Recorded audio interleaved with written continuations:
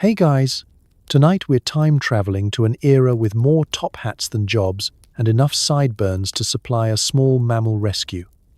Victorian England, the golden age of being unemployed, aimless, and more than a little bit confused. Forget steampunk fantasies and Sherlock Holmes running across rooftops. This is the real deal.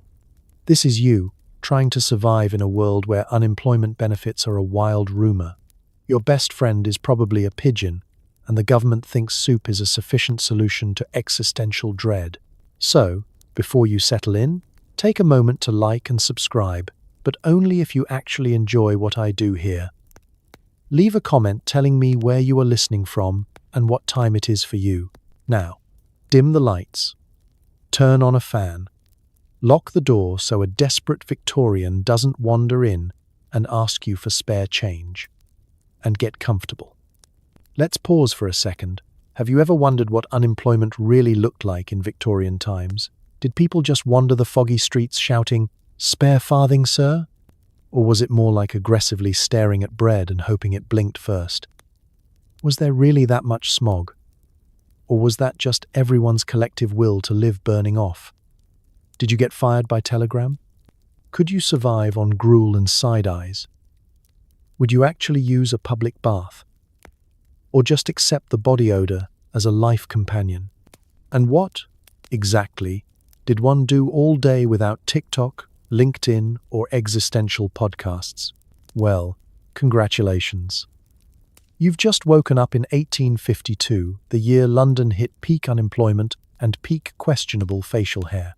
Your prospects are as thin as your boots, you're wearing a hat with more holes than purpose. And your best shot at breakfast involves catching a rat that's already unionized. Good luck. It's morning, if you can call this hour morning. Your mattress is made of questionable straw, the blanket smells like historic cheese, and your roommate, old Mr. Jenkins, snores like he's auditioning for industrialization itself.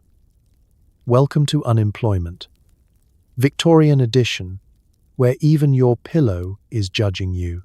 You open your eyes, which is a bold move, and immediately regret it. The light filtering through the grimy window isn't so much dawn, as it is a vague suggestion that the outside world still exists, somewhere beyond the mildew.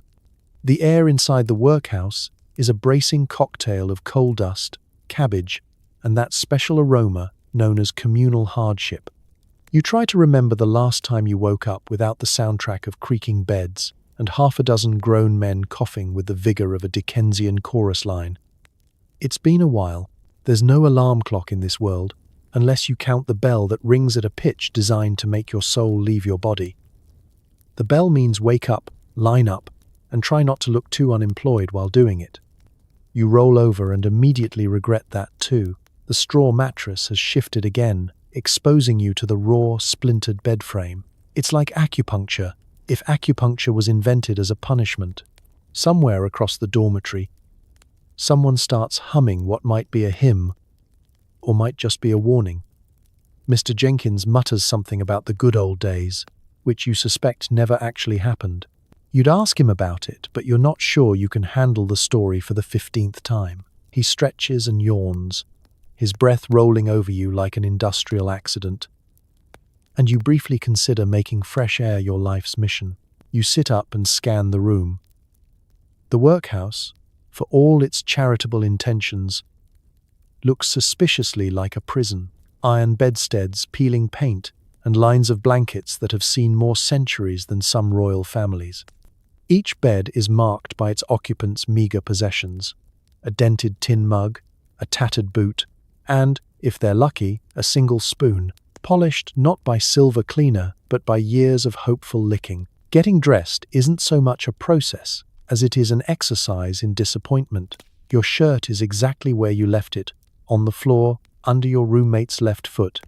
It's somehow both damp and crunchy, which, according to the laws of physics, should be impossible. You put it on anyway, because Victorian dignity means never letting them see you shiver. Over that goes your jacket, a garment so thin and threadbare that it mostly serves as an existential statement. You pat your pockets for luck and find only lint and a piece of bread hard enough to serve as a weapon.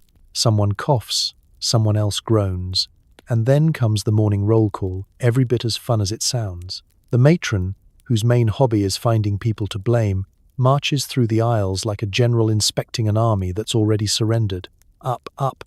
She barks, and you stand, head spinning with the knowledge that today's main accomplishment will be surviving until lunch. You shuffle into line, surrounded by the shuffling mass of Victorian humanity. A few newcomers look lost. They'll learn. The regulars wear faces etched by disappointment, seasoned by the faint hope that today might just be the day something changes. You know better. The closest thing to change is the rotation of who gets the bunk next to the window. Prime real estate. If you enjoy the gentle aroma of horse manure drifting in with the breeze. Outside, the city groans itself awake. The workhouse doors open, and the day begins. You take a deep breath. Let the cold air burn away whatever hope you managed to collect overnight, and step into the fog. Another morning, another chance to redefine rock bottom. But hey, at least you beat Mr. Jenkins to the only working chamber pot, and in Victorian England, that's what passes for a win. Time for breakfast, which, in Victorian England, means you get a bowl of something grey, viscous, and deeply suspicious. Is it porridge? Is it sadness? The answer is yes.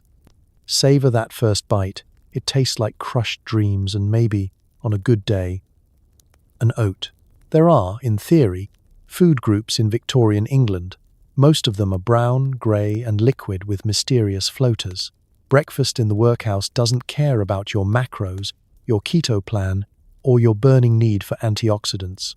The menu is simple: a ladle full of gruel, piping hot if you're lucky, lukewarm if you're realistic, and room temperature if the cook had an existential crisis of his own before dawn. You sit down at a long wooden table that doubles as the place where last night's disagreements are silently remembered. Each bowl looks more or less identical, filled to the very brim with a substance that could best be described as nutritionally indifferent. The steam rising from it is less a sign of warmth and more a warning. You poke it with a spoon, which wobbles alarmingly and returns coated in a layer of whatever this is. You taste, and the flavor profile is vague memory of oats layered with undertones of yesterday's disappointment. Conversation is limited. There's a kind of sacred silence at the breakfast table, partly because it's too early for words, and partly because chewing takes up every ounce of available optimism. Someone tries to brighten the mood by recalling a time when breakfast meant bread and jam, but the matron shoots him a look so sharp that it curdles the gruel 3 bowls over. Another brave soul wonders aloud if this is actually the same pot of gruel from last week, just continuously topped up with new water and old ambition.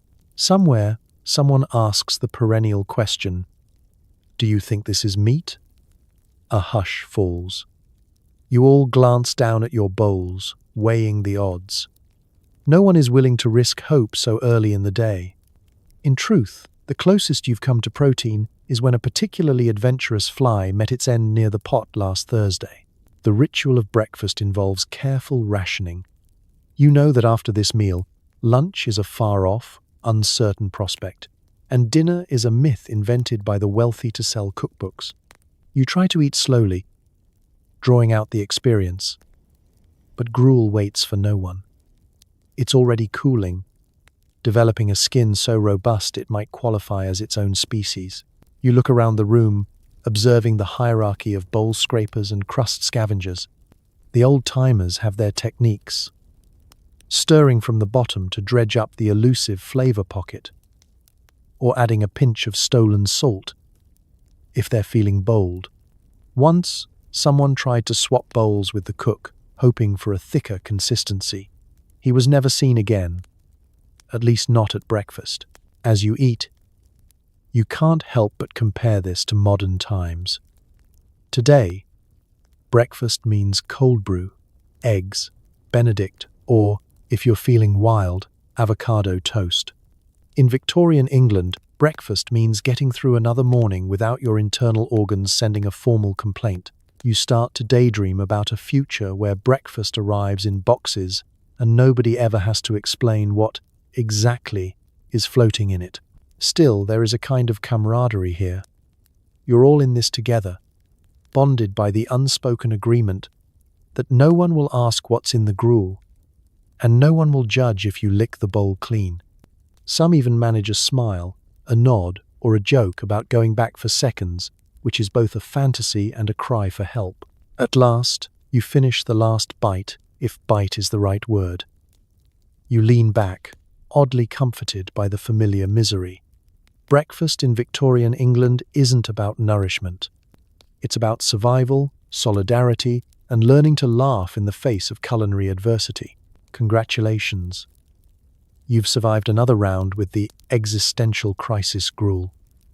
And in the world of Victorian unemployment, that's what counts as starting your day on the right foot. Let's talk about bathing. You could go to a public bath, but that costs a penny and all your remaining dignity. Most unemployed Victorians simply embrace eau de street, occasionally wiping their faces with yesterday's newspaper, because nothing says clean like the classifieds pressed to your cheeks. You rise in the morning, feeling less refreshed and more lightly pickled. The word shower is a cruel joke invented by the rich and the French, and bubble bath is just another way to say, please arrest me for luxury. Instead, you perfect the art of strategic washing, a little splash from a chilli pitcher, a rough scrub with a rag that's already seen too much, and, if you're truly ambitious, a dab of lye soap that's part exfoliant, part medieval torture device. Water, of course, is a precious commodity. Clean water is even rarer, and you suspect that the neighborhood pump is fed by a pipe that winds its way through half the city's sewers before arriving at your tin mug. The local river isn't much help either, unless your idea of clean is briefly less dirty than before. Bathing there means braving the stink, the stares, and the occasional dead fish floating by, as if to warn you of your own future. If you're feeling flush, meaning you've come across a coin on the street, or you have a friend in high places, like the second floor of the Workhouse, you might visit a public bathhouse. But there's a catch. 1 penny, please. It doesn't sound like much until you realize it's the exact same penny you need for bread, or for bribing the matron, or, on a particularly desperate day, for betting on which rat makes it across the alley first. Most of the time, you keep your penny and your dirt. The public bathhouse, if you ever gather the courage and funds to enter, is an experience in itself. Picture a big, tiled room, steam rising and voices echoing as men and women shuffle in with towels and buckets. Privacy is optional, so is hot water. The attendant, whose main job seems to be judging your life choices, hands you a small sliver of soap and a warning. Don't take too long, and don't try to smuggle out a towel. The bath itself is lukewarm at best, murky at worst, and always full of someone else's regrets. For most, bathing happens when absolutely necessary, or when public shaming reaches critical mass. You can always spot the new arrivals in the workhouse. They still care about cleanliness. Their hair is combed, their nails are clean, and their socks, if present, retain their original color. Give it a week. By then, everyone's natural perfume blends into a harmonious, collective musk. And nobody notices unless someone suddenly smells better than average. A sign, in Victorian times, that you're up to something suspicious.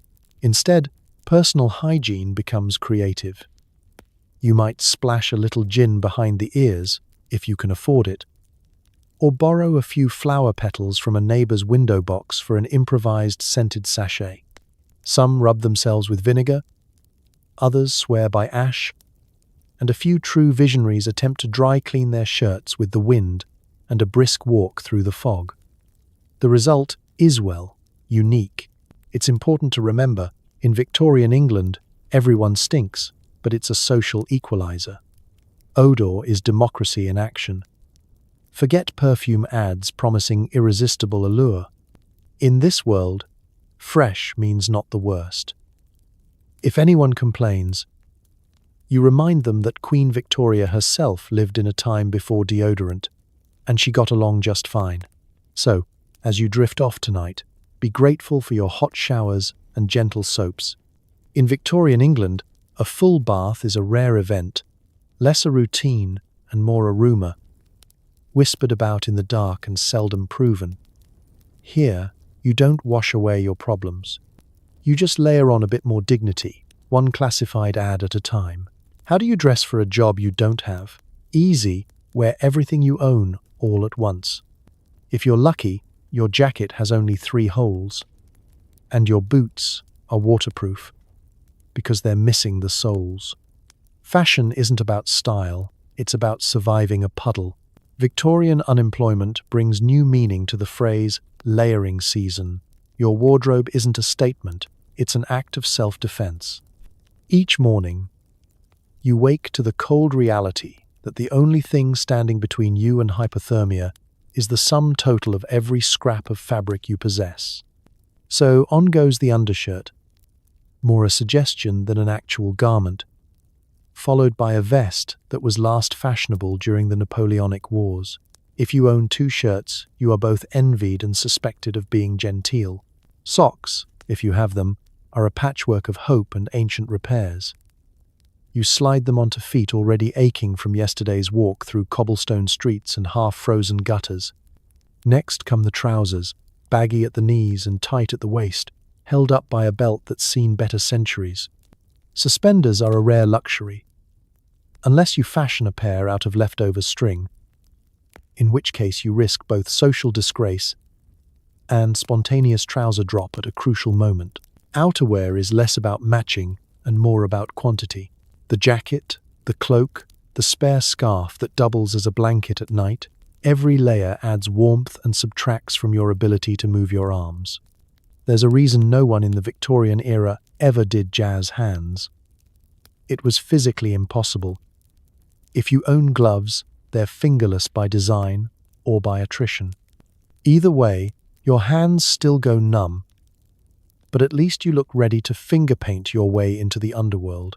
The hat is your crown, battered and beloved. It shields you from rain, sun, and the judgment of passers-by. Some hats have feathers, others have mysterious stains, and a few boast so many patches that the original fabric is just a distant memory.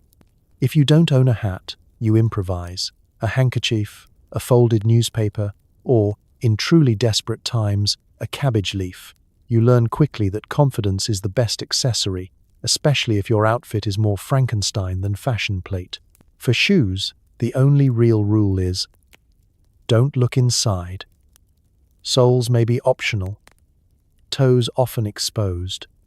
Some folks stuff their shoes with newspaper, old rags, or, if fortune smiles, bits of wool scavenged from the tailor's trash. You develop a 6th sense for puddles and a 7th for dog leavings. Walking is more a negotiation with fate than a commute. Laundry day? That's a fantasy for the upwardly mobile. Most unemployed Victorians simply rotate which side of the shirt faces out. If it rains, that's a bonus wash. If it snows, you call it dry cleaning. There are rumours of soap, but no confirmed sightings in your neighbourhood. The goal is to achieve a baseline scent of neutral, or at least to blend in with the ambient aroma of street and sweat. Clothing isn't just practical, it's social armour. The threadbare coat says, "I once had prospects." The patched trousers say, "But I am still trying." The scarf over your face says, "Please don't ask about my employment status." Even among the unemployed, there's a pecking order. Those with boots, those with clogs, those with only wishes. You might daydream about tailored suits, gleaming boots, and silk cravats. But for now, you settle for the dignity of layers, the defiant angle of a slightly crushed hat, and the knowledge that you are, at the very least, more covered than yesterday. And isn't that the real Victorian fashion victory? So you step out into the street, your entire closet clinging to your shoulders, ready to face a new day of job hunting, puddle dodging, and not quite freezing. Is it glamorous? Not even slightly. Is it survival?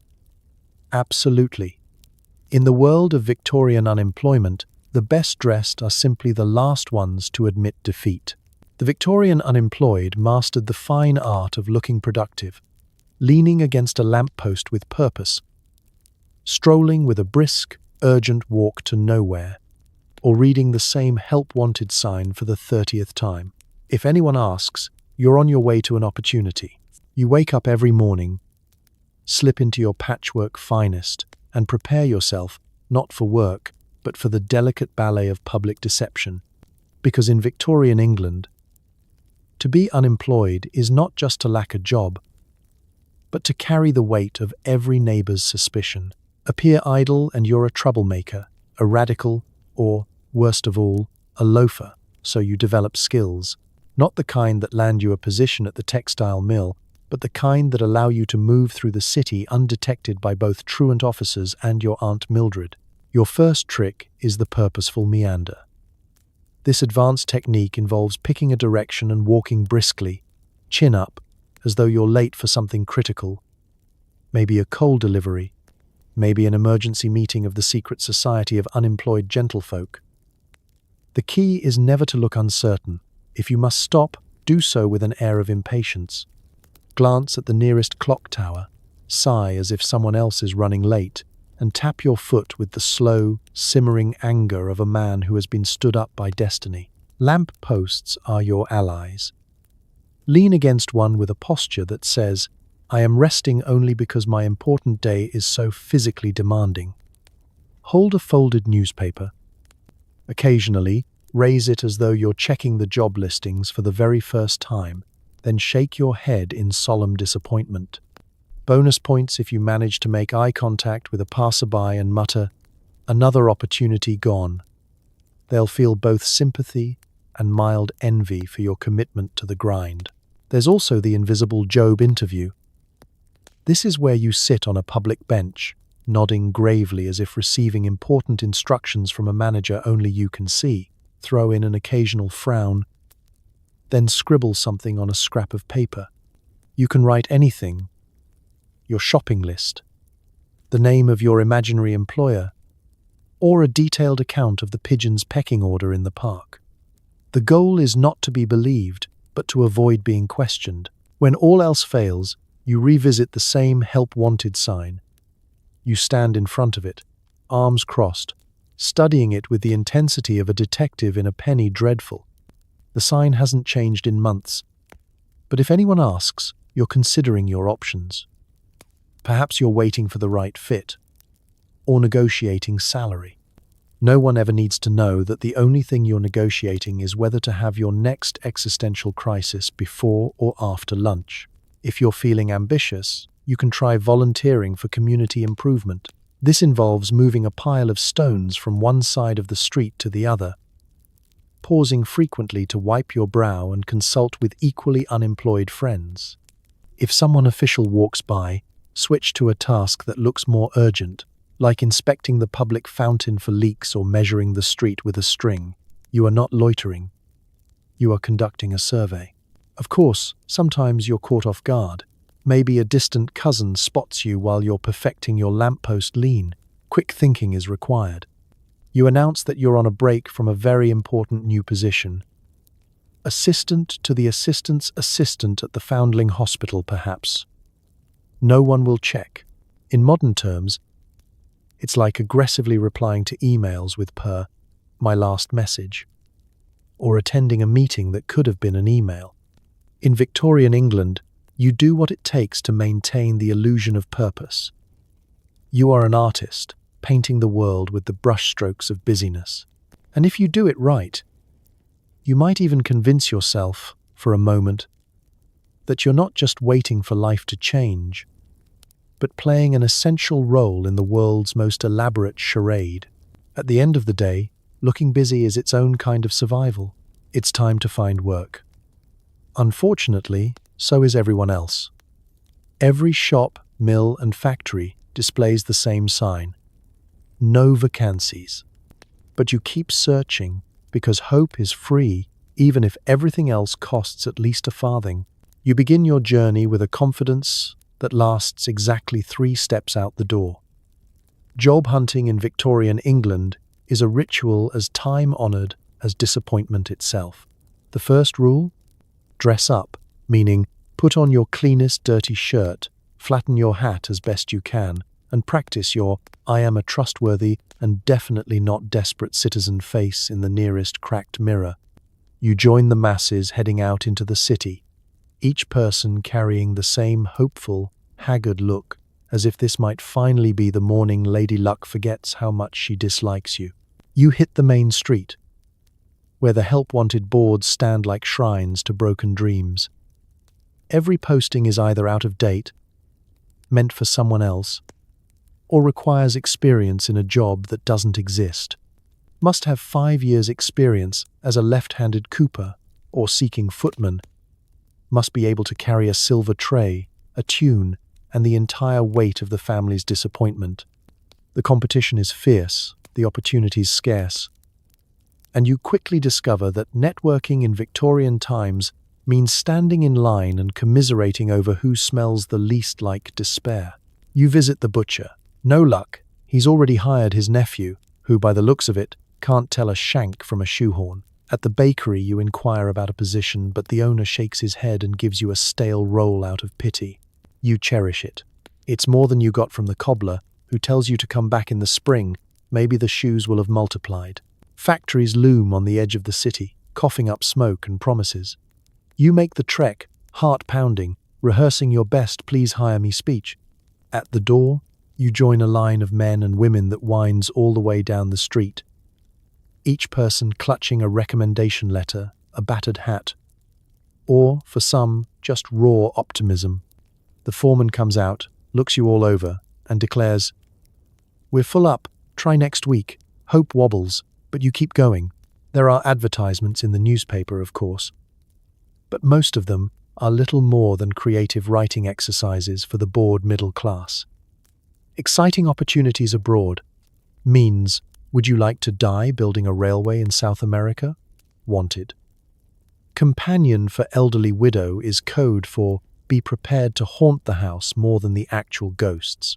Some try their hand at odd jobs. You sweep a stoop, carry a message, or haul coal for half a penny. It's not enough to live on, but at least you can tell your mother you worked today, and for a few glorious minutes, you almost believe it yourself. As the day goes on, hope thins out like cheap tea. You sit on a stoop, watching other job hunters trudge past with the same empty hands and tired eyes. There's a camaraderie in failure, a quiet acknowledgement that you're all in this together. Someone cracks a joke about applying for the position of Queen's complainer, salary, one hot meal and the right to grumble at Parliament. You laugh, because the alternative is crying, and tears are for people who can afford the extra hydration. Still, every evening, you return home and tell yourself, tomorrow will be different, because hope, unlike bread, is never truly rationed, even when there's no vacancy for it in your pockets. And that, in Victorian England, is the job you do best. Welcome to the soup kitchen, a place where the line stretches down the street. The soup is hot, sometimes, and the main ingredient is polite resignation. You make small talk about the weather and hope for a turnip chunk. Queuing for soup in Victorian England is not just a means of survival, it's an Olympic-level social ritual. You arrive early, thinking you'll beat the crowd, only to discover half the city had the same idea, and the other half is already holding places for cousins, neighbours, or imaginary friends named Old Arthur. You take your spot at the end of a very patient snake of humanity and begin the ancient dance of inching forward, shuffling shoes and ambitions with equal weariness. The atmosphere in line is a study in British stoicism. Conversation, if it happens at all, is kept to the strictest topics. The rain, always, the soup, occasionally, and how much your feet hurt, constantly. The man behind you speculates that today's soup will be extra chunky, by which he means there's a floating mystery object that may or may not be a vegetable. The woman ahead quietly calculates whether today's batch will run out before it's her turn. You wonder if you can get away with asking for a second ladle. Then remember the scandal from last week when someone tried and was nearly pelted with stale bread. There's a subtle etiquette to queuing. You keep a respectful distance, close enough to signal your hunger, but not so close that anyone thinks you're about to cut in.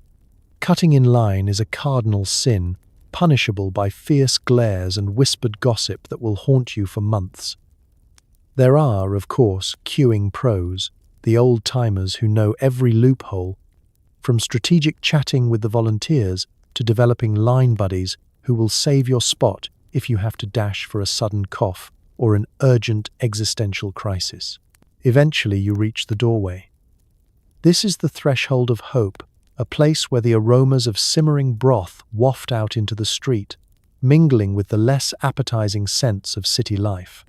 The volunteer at the door greets you with the tired enthusiasm of someone who has seen it all and spooned it twice. You offer a polite nod, and, if you're feeling lucky, a joke about the weather. Victorians have only two topics of small talk: precipitation and not enough soup. Inside, the room is buzzing with a peculiar kind of energy, hungry, grateful, and slightly defensive. Everyone holds their bowl like a fragile treasure, eyes scanning the pot for evidence of real nutrition. The soup itself is a marvel of ambiguity. Sometimes it's potato-based.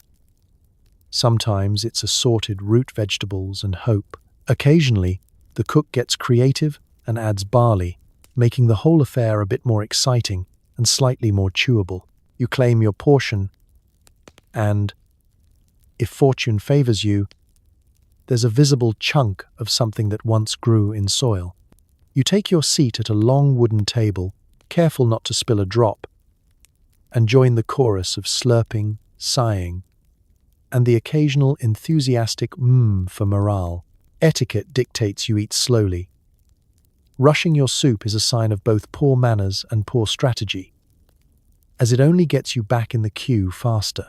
In between sips, the politics of the soup kitchen play out. There are those who always seem to get the thickest ladle, those who are rumoured to have connections with the volunteers, and those who barter crusts of bread for extra soup, a black market fueled by desperation and resourcefulness. Sometimes a preacher delivers a short sermon, which is endured in stoic silence for the promise of an extra roll. Eventually, bowls are emptied and gratitude is murmured. You file out, warmed by the soup and the subtle sense of community. No one leaves with a full belly, but everyone leaves with just enough to keep searching for another day. In Victorian England, that's all anyone can ask for. And if you're lucky, maybe tomorrow's soup will have more than just the flavour of polite resignation. Home life is cosy when no one is employed. The living room is full, tempers are short, and every conversation ends with, "Did you check the want ads?" You share your misery, your bread, and the single remaining spoon. The Victorian unemployed family operates on an economy of scarcity, patience, and strategic denial. Every morning, the entire household wakes up not to the cheerful sound of an alarm, but to the unmistakable din of complaints and the shuffling of many feet over creaky floorboards. The parlour, intended for genteel gatherings and piano recitals, has devolved into a bunkhouse of overlapping blankets, borrowed boots, and a pile of jobless siblings who have run out of new ways to stretch the porridge. You gather at the breakfast table, if you still have a table. More likely it's a sagging crate with a checked cloth and a flickering candle for ambience. The conversation is familiar. Did you find anything? Not unless you count that sign at the bakery for someone who's good with numbers and has their own horse. Everyone laughs, but it's a hollow kind of mirth. Nobody owns a horse. You can barely claim ownership of a functioning pair of socks. Resourcefulness is the family's true inheritance. Laundry day means a production line. Mother soaks, father wrings, children slap garments against the tub until the stains migrate to new and interesting places. The family shares everything. News, clothing, dreams of employment, and, most importantly, the single decent spoon. This humble implement is passed around like an Olympic torch. Everybody gets a turn, and nobody wants to be the one who loses it. The spoons with holes have been repurposed as musical instruments or objects of family lore. Privacy is a rumor. Siblings bicker for the privilege of sleeping nearest the fire or furthest from the drafty window. If someone lands a day's work, they're welcomed home with the enthusiasm usually reserved for explorers returning from the Arctic. If they manage to bring back extra bread or a bruised apple, it's a family feast. The apple is sliced into as many pieces as there are relatives, and everyone pretends not to notice the bruises. Still, being together is a strange kind of comfort. There's an unspoken rule that no one is allowed to wallow alone. If someone starts sighing about missed opportunities or lost jobs, a cousin or aunt or ambitious uncle will quickly chime in with a story of their own. Did I ever tell you about the time I almost became a chimney sweep's assistant? Dark days. But I had the cleanest lungs in the street. By the third retelling, the story involves a haunted flue and a heroic rescue of a soot-covered cat. Unemployment, it turns out, is a family activity. You strategize together, pooling pocket change to buy the cheapest loaf, debating whether to water down the stew, and always reading the classifieds aloud just in case someone missed an opening for enthusiastic youth with nimble fingers and a strong back. The youngest sibling claims they saw such an ad, but on closer inspection, it was for a circus contortionist. Hope springs eternal. Evenings are a mix of stoic endurance and quiet affection. There's warmth in the shared struggle. The family gathers by the fire, if there's coal to burn, sharing stories, gossip, and plans for a better tomorrow. Games are invented. Who can spot the most holes in their own socks? Who can find the oldest crumb under the rug? Who can remember when meat last made an appearance at dinner? Arguments flare up as quickly as they fade.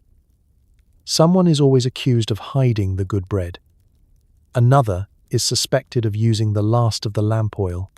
But at the end of the night, as everyone tucks in for another crowded sleep, there's comfort in the closeness, a feeling that, even at rock bottom, no one's falling alone. Tomorrow, someone will try again. Until then, the family endures together, sharing every trial, every crust, and, most importantly, the last good spoon. What to do all day? Head to the park, watch the ducks, feed the ducks, envy the ducks' job security. Parks are the Victorian equivalent of a Starbucks. Free seating, questionable company, and you don't have to buy anything unless you want to eat a pigeon. You stroll through the great green commons, hands in your pockets, surveying the city's finest expanse of grass and communal ennui. The air is thick with the scent of damp earth, wilting flowers, and the faint aroma of last night's spilled gin. Victorian parks are an oasis, a place where the unemployed of every variety gather under the noble pretension of taking the air. In reality, you're here for the same reason as everyone else. It's free, it's open, and nobody asks how your job search is going. The cast of characters is always rotating, but there are regulars. There's old Mrs. Featherstone on her bench, knitting what appears to be an endless scarf and occasionally muttering about the government. There's Mr. Bannister, self-appointed duck warden, who takes his bread distribution duties with a seriousness bordering on holy vocation. Sometimes you see the park philosopher, who may or may not have invented socialism, depending on how much sherry he's had that morning, lecturing a small audience of pigeons. You find a bench that's only moderately damp and claim it as your temporary office. This is the Victorian version of hot desking. Some folks spread out a newspaper, as if preparing for an important meeting. Others bring notepads and write long, reflective letters to distant relatives or, more likely, draw elaborate stick-figure cartoons about the soup line. You nod politely to your fellow co-workers in unemployment, each of you maintaining the fragile illusion of purpose. If you're feeling industrious, you join the morning walking club. This isn't a real club. It's just people pacing in wide, lazy circles, trying to look as if they're walking to something. Sometimes you try to guess people's stories. Is that man in the frock coat a fallen aristocrat or just someone who found a really nice coat in the lost and found? Is the lady with the umbrella a secret heiress, or did she simply have nowhere else to be? Everyone is an enigma, but you all have the same shared objective. Passing time in public without appearing to waste it. Children run shrieking across the grass, their laughter echoing off the stately oaks. Occasionally, an enterprising youth attempts to sell wildflowers or genuine Roman coins, handmade this morning. You consider the purchase, then remember your pocket change is already earmarked for a possible emergency bun. The ducks, of course, are the real power players here. Fat, unhurried, and surrounded by admirers, they glide from visitor to visitor collecting offerings of crumbs with the entitlement of seasoned union bosses. You stare at them, wondering if you missed your true calling. No resumes, no interviews, just waddling through life with unearned confidence and the ability to sleep in public without judgment.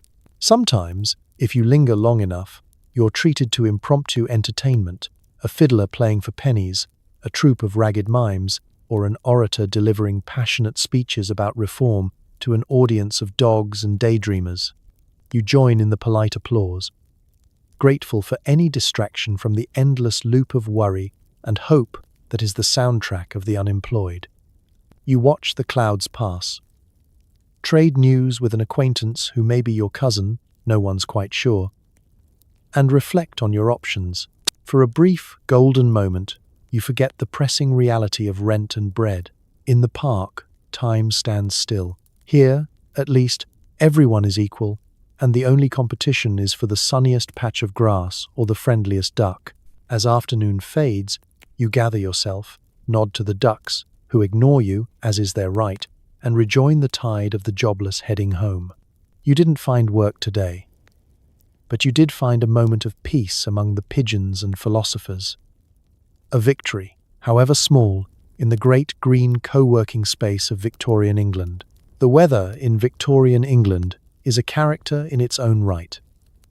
Rain seeps into your bones, fog eats your hat, and wind knocks the hope from your hands. You can always tell the unemployed by their haunted, damp shuffle. Every day, the weather is less a forecast and more a daily threat assessment. You step outside in the morning, bracing yourself not for opportunity but for atmospheric insult. The sky is a patchwork of grey, each shade representing a different type of drizzle. Hopeful drizzle, bitter drizzle, drizzle that quietly ruins your socks from the ankle up. The clouds seem to be in on the joke, gathering just enough to blot out any hint of sun while never quite releasing the downpour you secretly hope for. If only so you can say, at least it's finally doing something. Your boots, already as waterproof as a cheese grater, soak through before you even reach the street. The city's cobbles glisten with a perpetual sheen, and you walk carefully, partly to avoid slipping, partly to avoid the puddles that seem to multiply out of spite. Every patch of standing water is a philosophical question. How deep is too deep? Is that reflection a mirage, or is the universe telling you to turn back and try unemployment somewhere warmer?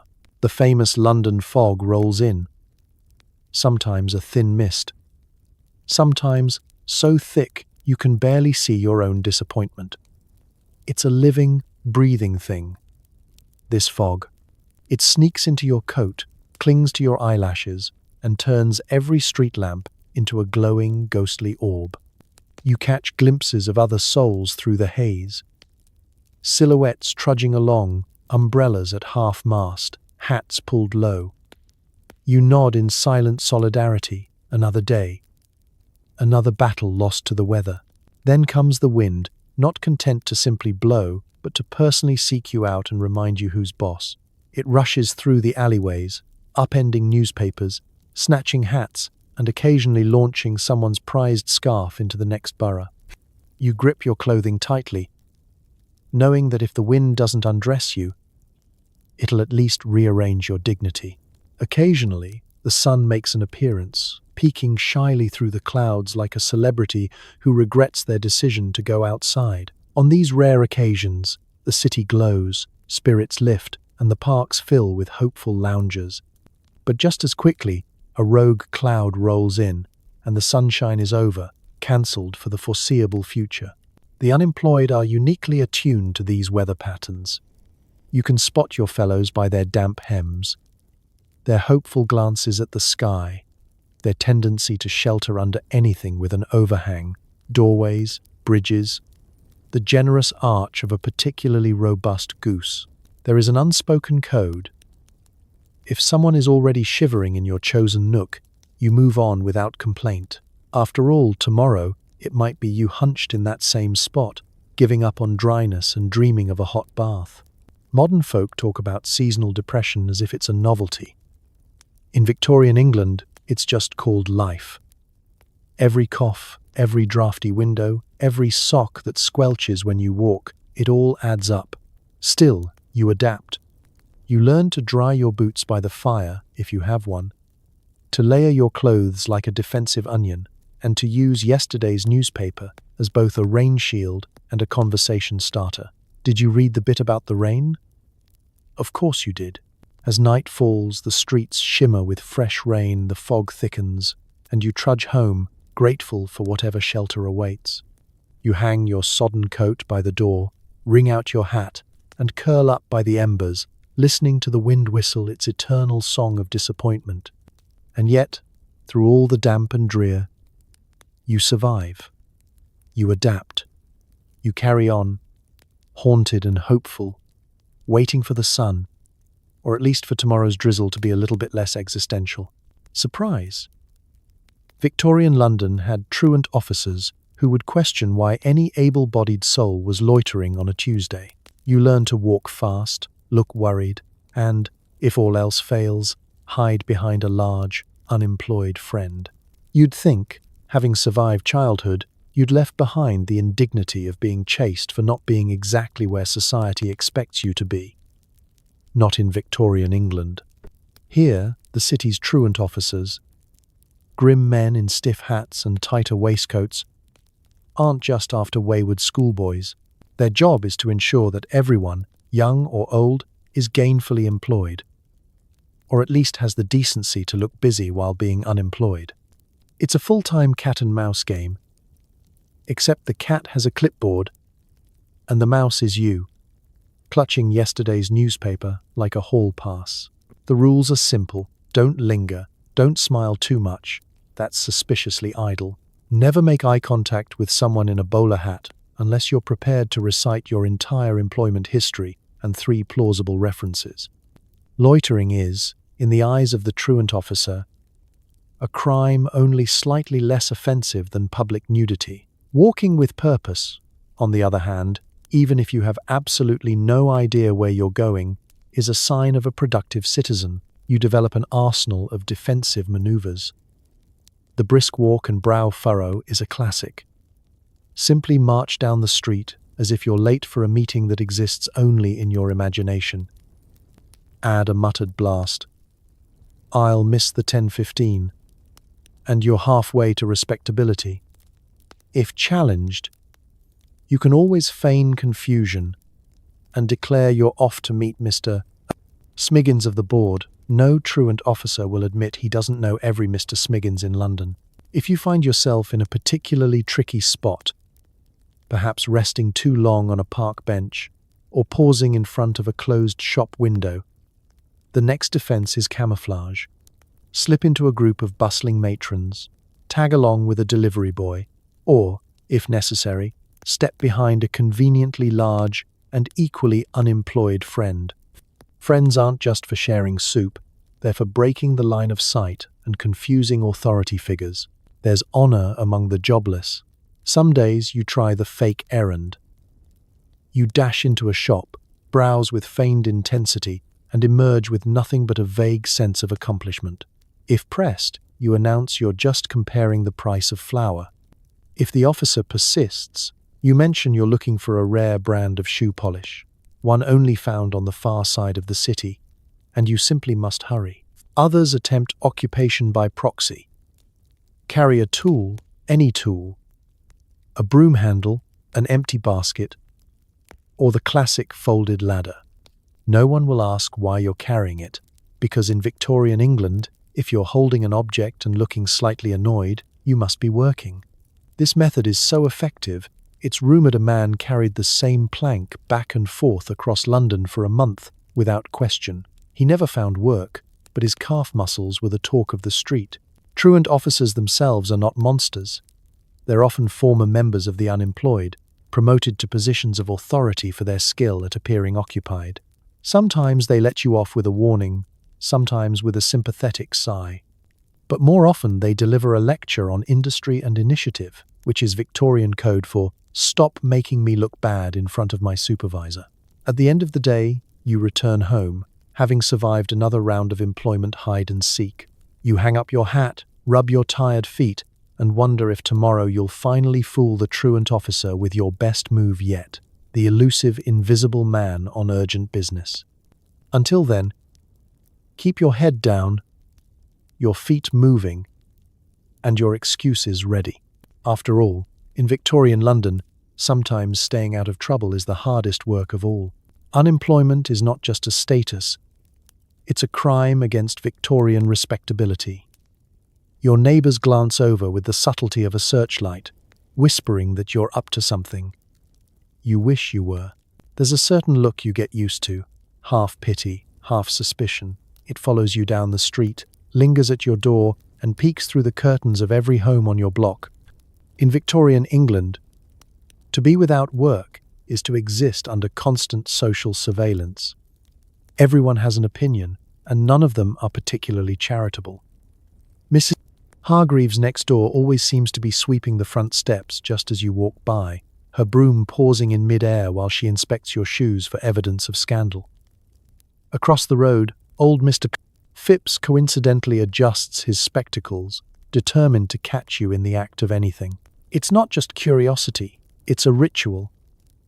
The employed gather in small groups, exchanging rumours in hushed tones. The broke watch is in session. You overhear snippets. He's always home on weekdays. Saw her coming back with only half a loaf. I heard they pawned the family candlesticks, and not even for Christmas. The accusations are rarely dramatic. It's the slow drip of judgment that wears you down. Unemployment means you must be either a revolutionary, a thief, or, most shameful of all, lazy.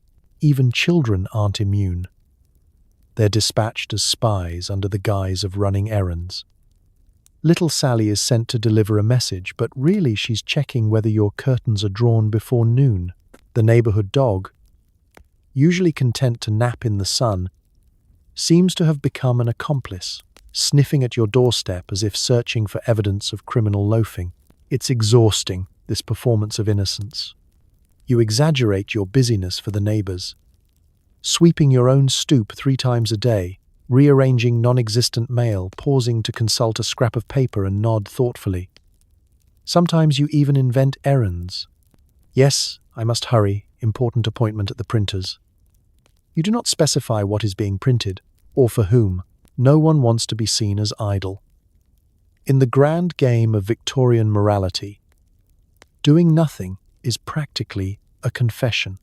You avoid sitting by the window for too long, lest someone assume you're plotting sedition or planning a daring daylight biscuit heist. Your social calendar, once filled with the occasional evening out or afternoon tea, has become a carefully curated set of appearances. Enough to look normal, never so much as to arouse suspicion of secret wealth. The stigma even invades the home. Relatives drop hints about improving one's prospects, usually over a cup of thin tea and the world's longest, most circular stories about young Henry, who landed a position in the counting house by simply being presentable. Every family gathering becomes a polite inquisition, and the only way to escape is to promise, once again, that you're following up on several promising leads. Charity is a double-edged sword. Accept help, and you risk being labelled as dependent, refuse, and you're proud, which for some reason is even worse. The parish relief officer drops by with forms to fill out, each one designed to measure your worthiness and subtract a little dignity for every question answered. If you accept bread from the church, you must line up outside, where every passing neighbor can clock the moment you receive your undeserved loaf. You sometimes fantasize about moving to a new city, starting over as a mysterious stranger with no history and no one to judge you by your lack of employment. But, alas, travel requires funds, and so you remain, diligently sweeping, nervously glancing, and wishing just once you really were up to something. At least then the gossip would be justified. In the end, the greatest feat of Victorian unemployment isn't surviving on gruel or weathering the rain. It's surviving the slow, polite, and relentless suspicion of your fellow citizens, armed with nothing but a broom, a thin smile, and the eternal hope that tomorrow you'll finally have some real news for Mrs. Hargreaves. With time to kill, you find entertainment on the street. A man balancing eels, another shouting about miracle tonic, a woman selling invisible thread. Each act makes you grateful you haven't tried busking yet. The streets of Victorian England are a living variety show, a daily parade of questionable talent and creative desperation. Here, on the bustling cobbles, the line between unemployment and entrepreneurship blurs like cheap ink in the rain. You wander past clusters of spectators, each drawn in by the promise of distraction, the chance to forget, if only for a moment, that your own prospects are as thin as the magician's beard. The first act you encounter is the eel man.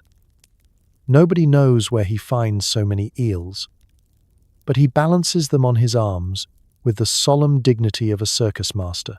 He winks at the children, offers you a wink as well, and dares someone to challenge his eel ladder. The crowd is split between awe, confusion, and mild disgust. You quietly congratulate yourself on having never tried to monetize aquatic livestock. A few steps away, the miracle tonic salesman is in full swing. He's set up a small table covered in mismatched bottles, each filled with liquid of varying opacity and threat level. He's claiming his patent elixir can cure gout, baldness, heartbreak, and, for an extra penny, existential dread. His assistant, a small boy with a truly tragic haircut, nods along and drinks a sample with exaggerated gusto, just to prove that the main side effect is enlightened optimism. The crowd loves it. You're tempted to buy a bottle until you remember you'd rather risk unemployment than spontaneous glowing. Not to be outdone, the invisible thread vendor is making a killing. She stands by her basket, holding her hand outstretched, apparently displaying the world's finest invisible thread. Stronger than steel, lighter than air, she proclaims, waving her hand with conviction. Several onlookers inspect the product, nod appreciatively, and hand over a farthing for a piece. You briefly consider starting your own invisible business, but suspect the market is already saturated. Around the corner, a street performer in faded motley juggles onions and tin cups, narrating his act with the eloquence of a Shakespearean actor who took a wrong turn at the Globe. Occasionally, he misses and an onion rolls into the gutter, but he recovers with a dramatic bow and a tale of the great onion shortage of 47. The audience claps, partly in appreciation and partly in solidarity, for a man who can keep 3 onions in the air when most can't keep one in the pantry. Music drifts down the street, a pair of elderly twins playing an out-of-tune fiddle and concertina. Their dog, wearing a battered bowler, dances on its hind legs. Is it art? Is it therapy? Is it an elaborate protest against the cost of dog food? No one is sure, but everyone throws a coin, if only to make the spectacle continue. There are preachers with fiery sermons, poets reciting odes to cheese, and a man offering personalized insults for a penny. His business is brisk, and you wonder if he's hiring. Even the local constable is drawn in, pretending to check for licenses while secretly judging the acrobatic stilt walker's technique. You settle onto a bench, soaking in the chaos, grateful to be a spectator for now. The performers remind you that everyone is hustling, some for coins, some for applause, most for the simple pleasure of being noticed. As you watch a clown wrestle a goose, you realize that, compared to some, unemployment is almost dignified. Still, you make a mental note. If things get desperate, you might be able to whistle through your teeth or recite Shakespeare backwards, but not today. Today, you're content to watch, to laugh, and to thank the universe that you're not the man balancing eels, at least, not yet. Out of options, you shuffle to the pawn shop. The clerk gives your father's watch a look that says, "Best I can do is 2 farthings and a sense of regret." You accept because hope doesn't pay the rent. The pawn shop is a Victorian rite of passage, a gloomy sanctuary for the desperate, the unlucky, and anyone who's ever looked at a family heirloom and thought, is it worth more as sentiment or soup? The shop itself is dimly lit, lined with shelves of lost dreams, tarnished candlesticks, cracked spectacles, a violin missing its G-string, and more hats than even the most extravagant funeral could require. Everything in here tells a story, and none of the endings are particularly happy. You wait in line, cradling your chosen sacrificial item, a worn pair of boots, a chipped teacup, a silver brooch with 1 stone missing. Everyone ahead of you wears the same expression, a sort of hopeful resignation, like a gambler who knows the dice are loaded but has nowhere else to go. Occasionally, a triumphant customer leaves with a few coins and a vague plan for lunch. More often, someone walks out empty-handed, already regretting yesterday's optimism. The clerk is a man carved from old leather and suspicion, his spectacles permanently perched at the end of his nose. He appraises your offering with an expert's eye, then sighs, a sigh so heavy it could be bottled and sold as a weather warning. "This is genuine?" he asks, tapping the watch as if it might confess to counterfeiting or emotional baggage. You nod, prepared to explain its rich family history, but he's already lost interest. He names his price, always less than you hoped, always more than you can admit you'll take. Negotiation is a performance. You feign reluctance, he feigns generosity, and somewhere between pride and practicality, a deal is struck. A slip of paper changes hands, a pawn ticket, promising that if fortune smiles and your luck changes, you can buy back your past for just a little more than you received. You both know you'll never see that watch again. The pawn shop is less a business and more a one-way door to the land of lost things. Behind you, someone tries to pawn a stack of books, but the clerk shakes his head. Too many words, not enough silver. Another woman offers a set of lace gloves, carefully darned and obviously precious. But gloves are in low demand this week. Victorian fashion is as fickle as Victorian fortunes. The clerk shrugs. "Best I can do is a farthing and a prayer." She takes it. You wonder if the prayer has any value on the open market. Occasionally, you see someone returning to claim an item, flush with new wages, pride restored. They cradle a ring, a brooch, a battered pipe, blinking back tears as if they've been reunited with an old friend. But most tickets expire, fading in the pockets of overcoats and the backs of drawers, casualties of a city where hope is always just out of reach. The pawn shop is more than a business. It's a microcosm of Victorian life, dreams, bargains, small humiliations, and the eternal gamble that tomorrow will be better. As you pocket your coins and step back onto the street, you're lighter by one family treasure, but heavier with the knowledge that this is how the unemployed keep going, by trading yesterday for a chance at tomorrow. You pause at the window, eyeing your watch, now perched beside a pile of dusty curiosities. Maybe, you think, next week things will turn around. Maybe you'll be back with enough money to reclaim what you've lost. Or maybe you'll walk by and pretend it was never yours. Another anonymous soul with nothing left to pawn but time itself. In the end, the pawn shop is always open, always waiting. A reminder that, in Victorian England, even nostalgia comes with a price tag. Forget keto. The only diet here is what's left. If you can get bread, drippings, and maybe a mysterious vegetable, it's a feast. Season with whatever you find in your pocket, lint, dreams, maybe a button. Victorian cuisine, for the unemployed, is a masterclass in minimalism and improvisation. The cookbooks of the day might wax poetic about jellied eels, pigeon pies, or a proper Sunday roast, but your kitchen is a different universe, one where the spice rack consists of a bit of salt, if you're lucky, a sprig of something green found near a drain pipe, and a healthy pinch of wishful thinking. Breakfast is usually a negotiation between hunger and hope. You cut a thick slice of yesterday's bread, so stale it could double as a self-defense weapon, and stare at it as if a topping will magically appear.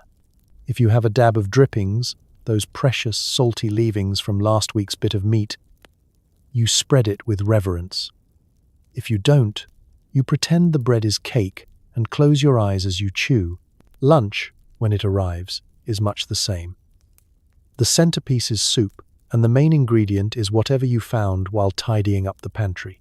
Potato peelings, the heel of a loaf, and, if the universe is feeling generous, a shriveled carrot or a bit of cabbage. Some families get creative, boiling a stone for flavor and pretending it's French cuisine. You become a connoisseur of thin broths, learning to appreciate the subtle notes of slightly smoky water and unexpected grit. Dinner is a group effort. Everyone contributes what they can.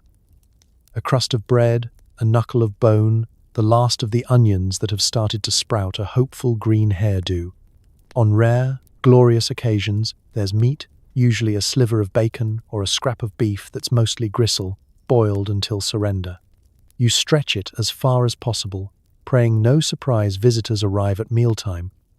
If they do, you simply add more water to the pot and call it stew. Your imagination becomes your most important utensil. You invent elaborate menus for each meal, reading out the day's offerings with all the pomp of a five-star waiter. Tonight, madam, we present a rustic country loaf, gently aged, with a medley of assorted garden greens, harvested from the alley. Dessert is a delicate air pudding, served at room temperature. The family laughs, because the alternative is to weep, and laughter is the one thing that doesn't need stretching. Snacking is a luxury.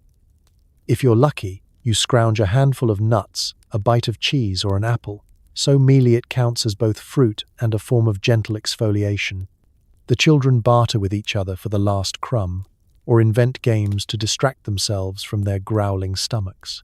Sometimes you all split a single boiled sweet, dissolving it slowly and collectively mourning its passing.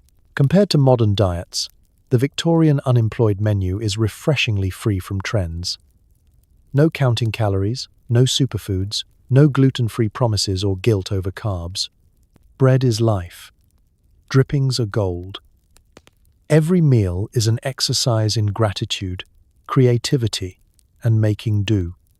The only clean eating anyone cares about is scraping the last bit of crust from the bottom of the bowl. At the end of the day, you all gather around the table, swapping stories and crumbs, proud of having survived another day on the Victorian seafood diet. Seafood, eat food, and imagine the rest. As you drift off to sleep, you dream of feasts, knowing that, with enough imagination and a pinch of borrowed salt, even the most meager meal can taste like hope. You hear rumors that in Australia, jobs are plentiful, and the spiders only eat you if you're lucky. You fantasize about getting on a ship, but then remember, you get seasick and also don't have a ship. It's a popular pastime among the Victorian unemployed.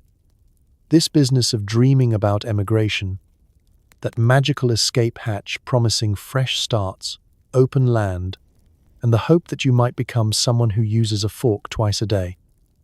The word is always whispered with a kind of reverence. Did you hear? Young Tommy's cousin's friend sailed to Sydney and now owns 3 goats and a fence. In these stories, everyone who leaves returns a baron, or at least comes back wearing shoes. The reality is less romantic. For starters, emigration requires money. Not a fortune, but at least enough to book passage on a boat, pack a suitcase or a satchel that once belonged to a pie delivery boy, and pay for a decent hat so you won't embarrass England abroad. Your savings currently consisting of 1 bent penny and 3 buttons, won't even buy you the ferry across the Thames. Still, the fantasy is irresistible. You picture yourself standing on a sunny hill, kangaroos bouncing by, a gentle breeze fluttering your shirt that, in this dream, has all its buttons. The Australian sky is always blue, the grass always green, and you never once see a single soul-crushing no vacancies sign. In your mind's eye, the spiders all tip their hats as you pass, and every employer is desperate for workers with basic skills and a tragic backstory. Your friends and family indulge these daydreams too. Around the dinner table, or what passes for it, someone always brings up emigration. Aunt Edith imagines opening a bakery where every loaf is larger than a baby and never stale. Uncle George plans to find gold in a river, retire at 40, and buy a coat with actual sleeves. The children want to see a platypus, though nobody can agree whether it's a real animal or just a story invented to make ducks seem less special. You listen to stories of ships setting sail from London, teeming with hopeful souls, some running from poverty, some from scandal, most from the bone-deep chill of another British winter. You know the journey is rough. Months at sea, strange food, storms that turn seasoned sailors into whimpering sacks of regret. There's the small matter of seasickness, which you've already perfected on the ferry, and the possibility of arriving in Australia only to find out you're still unemployed. But now everything wants to sting or bite you. And yet, hope is a stubborn thing.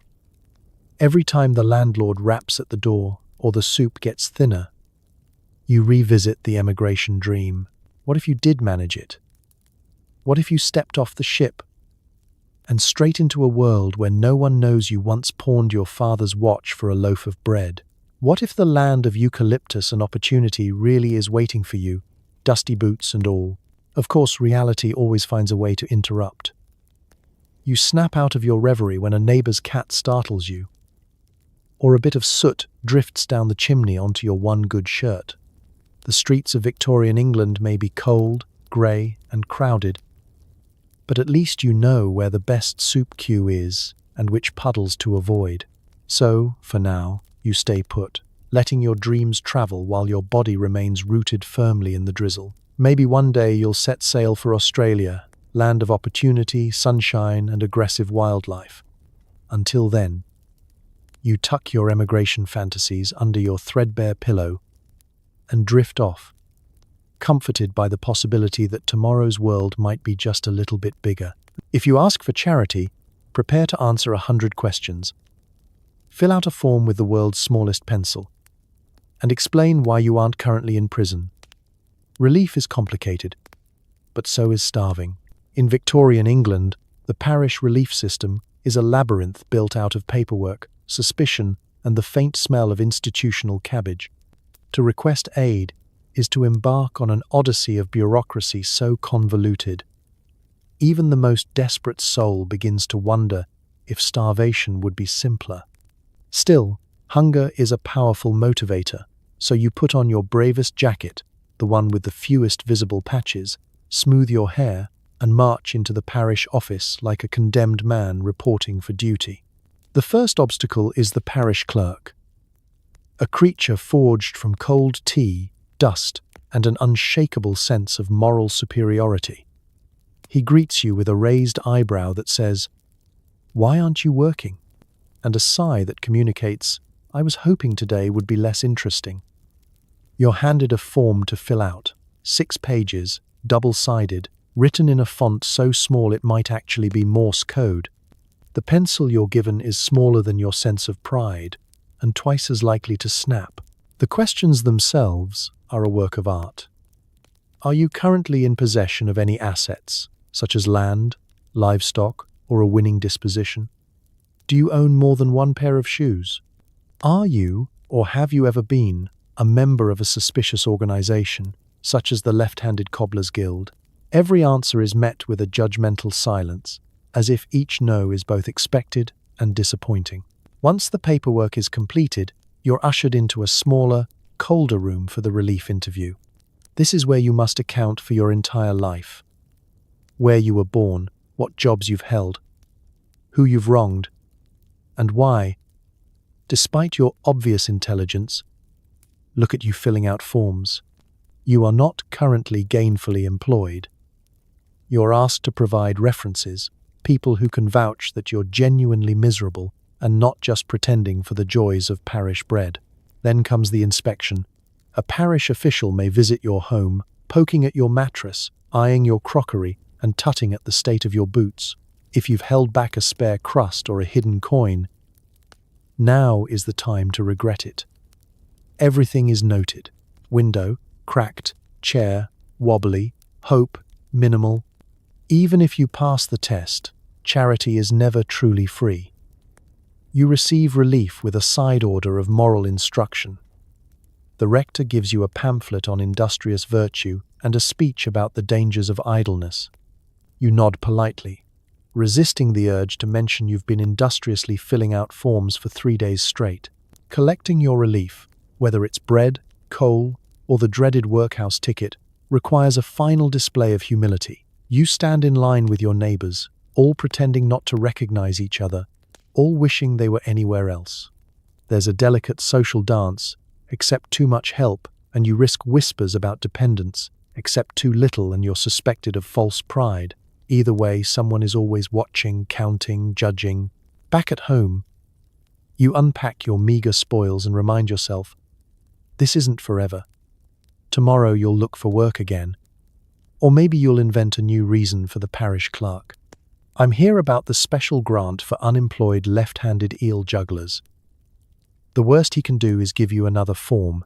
Navigating the parish relief maze is exhausting, but you get through it. Because in Victorian England, hunger is worse than humiliation, and dignity is often the first thing to go. Still, you dream of a day when charity won't come with a questionnaire, and the world's tiniest pencil will be nothing but a bad memory. Some find hope at the racetrack, betting their last coins on a horse named Economic Anxiety. Spoiler: the horse never wins, but the thrill is almost worth the poverty. When you're unemployed in Victorian England, financial advice is thin on the ground. The bank won't take your calls, if you had a bank or a phone, and the family fortune consists mostly of fond memories and a spoon. So you turn, like many a desperate soul, to the only investment vehicle still open to you, the local horse track. Here, amid a crowd of dreamers and schemers, you become a speculator, an analyst, a bold financier, at least until you run out of coins. The racetrack is a strange blend of excitement and despair. You arrive with a hopeful heart, clutching a pocketful of coppers and the faint wish that today might finally be your day. The crowd is thick with characters, men in battered hats studying racing forms as if deciphering ancient runes, women hawking meat pies of questionable origin, children darting between legs, and the bookies, always smiling, always ready to take your bet with the warmth of a professional undertaker. You study the horses' names, searching for omens. Will Victory's Promise live up to its billing, or will Rainy Tuesday finally break her losing streak? Someone claims that dinner ticket is a sure thing, having recently eaten an actual carrot. Your favorite is Economic Anxiety, whose record is, frankly, exactly what you'd expect. You try to make your decision look deliberate, even though the truth is you're picking the least nervous-looking horse and praying that luck is kinder than usual. Placing your bet is a ritual in itself. You hand over your last shilling to the bookie, who scribbles a ticket and wishes you good fortune, friend, with the sincerity of a man who already knows the result. Around you, other bettors discuss their systems, complex strategies involving weather, lunar cycles, and the length of the jockey's moustache. One man swears by his lucky sock. Another mutters that it's all rigged, but still places a wager, just in case the universe is listening. The race begins with a rush of hooves and a roar from the crowd. For a moment, everyone is united in hope, eyes glued to the muddy track, lungs held in collective suspense. Your horse, looking slightly bewildered by the whole affair, starts strong, then falters, then regains composure just in time to finish somewhere in the middle, heroically outpaced by a three-legged underdog named Stewpot. The thrill is real, the disappointment sharper than the wind whistling through your empty pockets. But there's a camaraderie among the losers, a sense of shared adventure. Someone buys a round of tepid ale to toast the next big win, while others swap stories of their best and worst bets. You join the crowd in dissecting what went wrong. Was it the mud, the jockey, the cosmic imbalance of hope and fear? Some, impossibly, do win.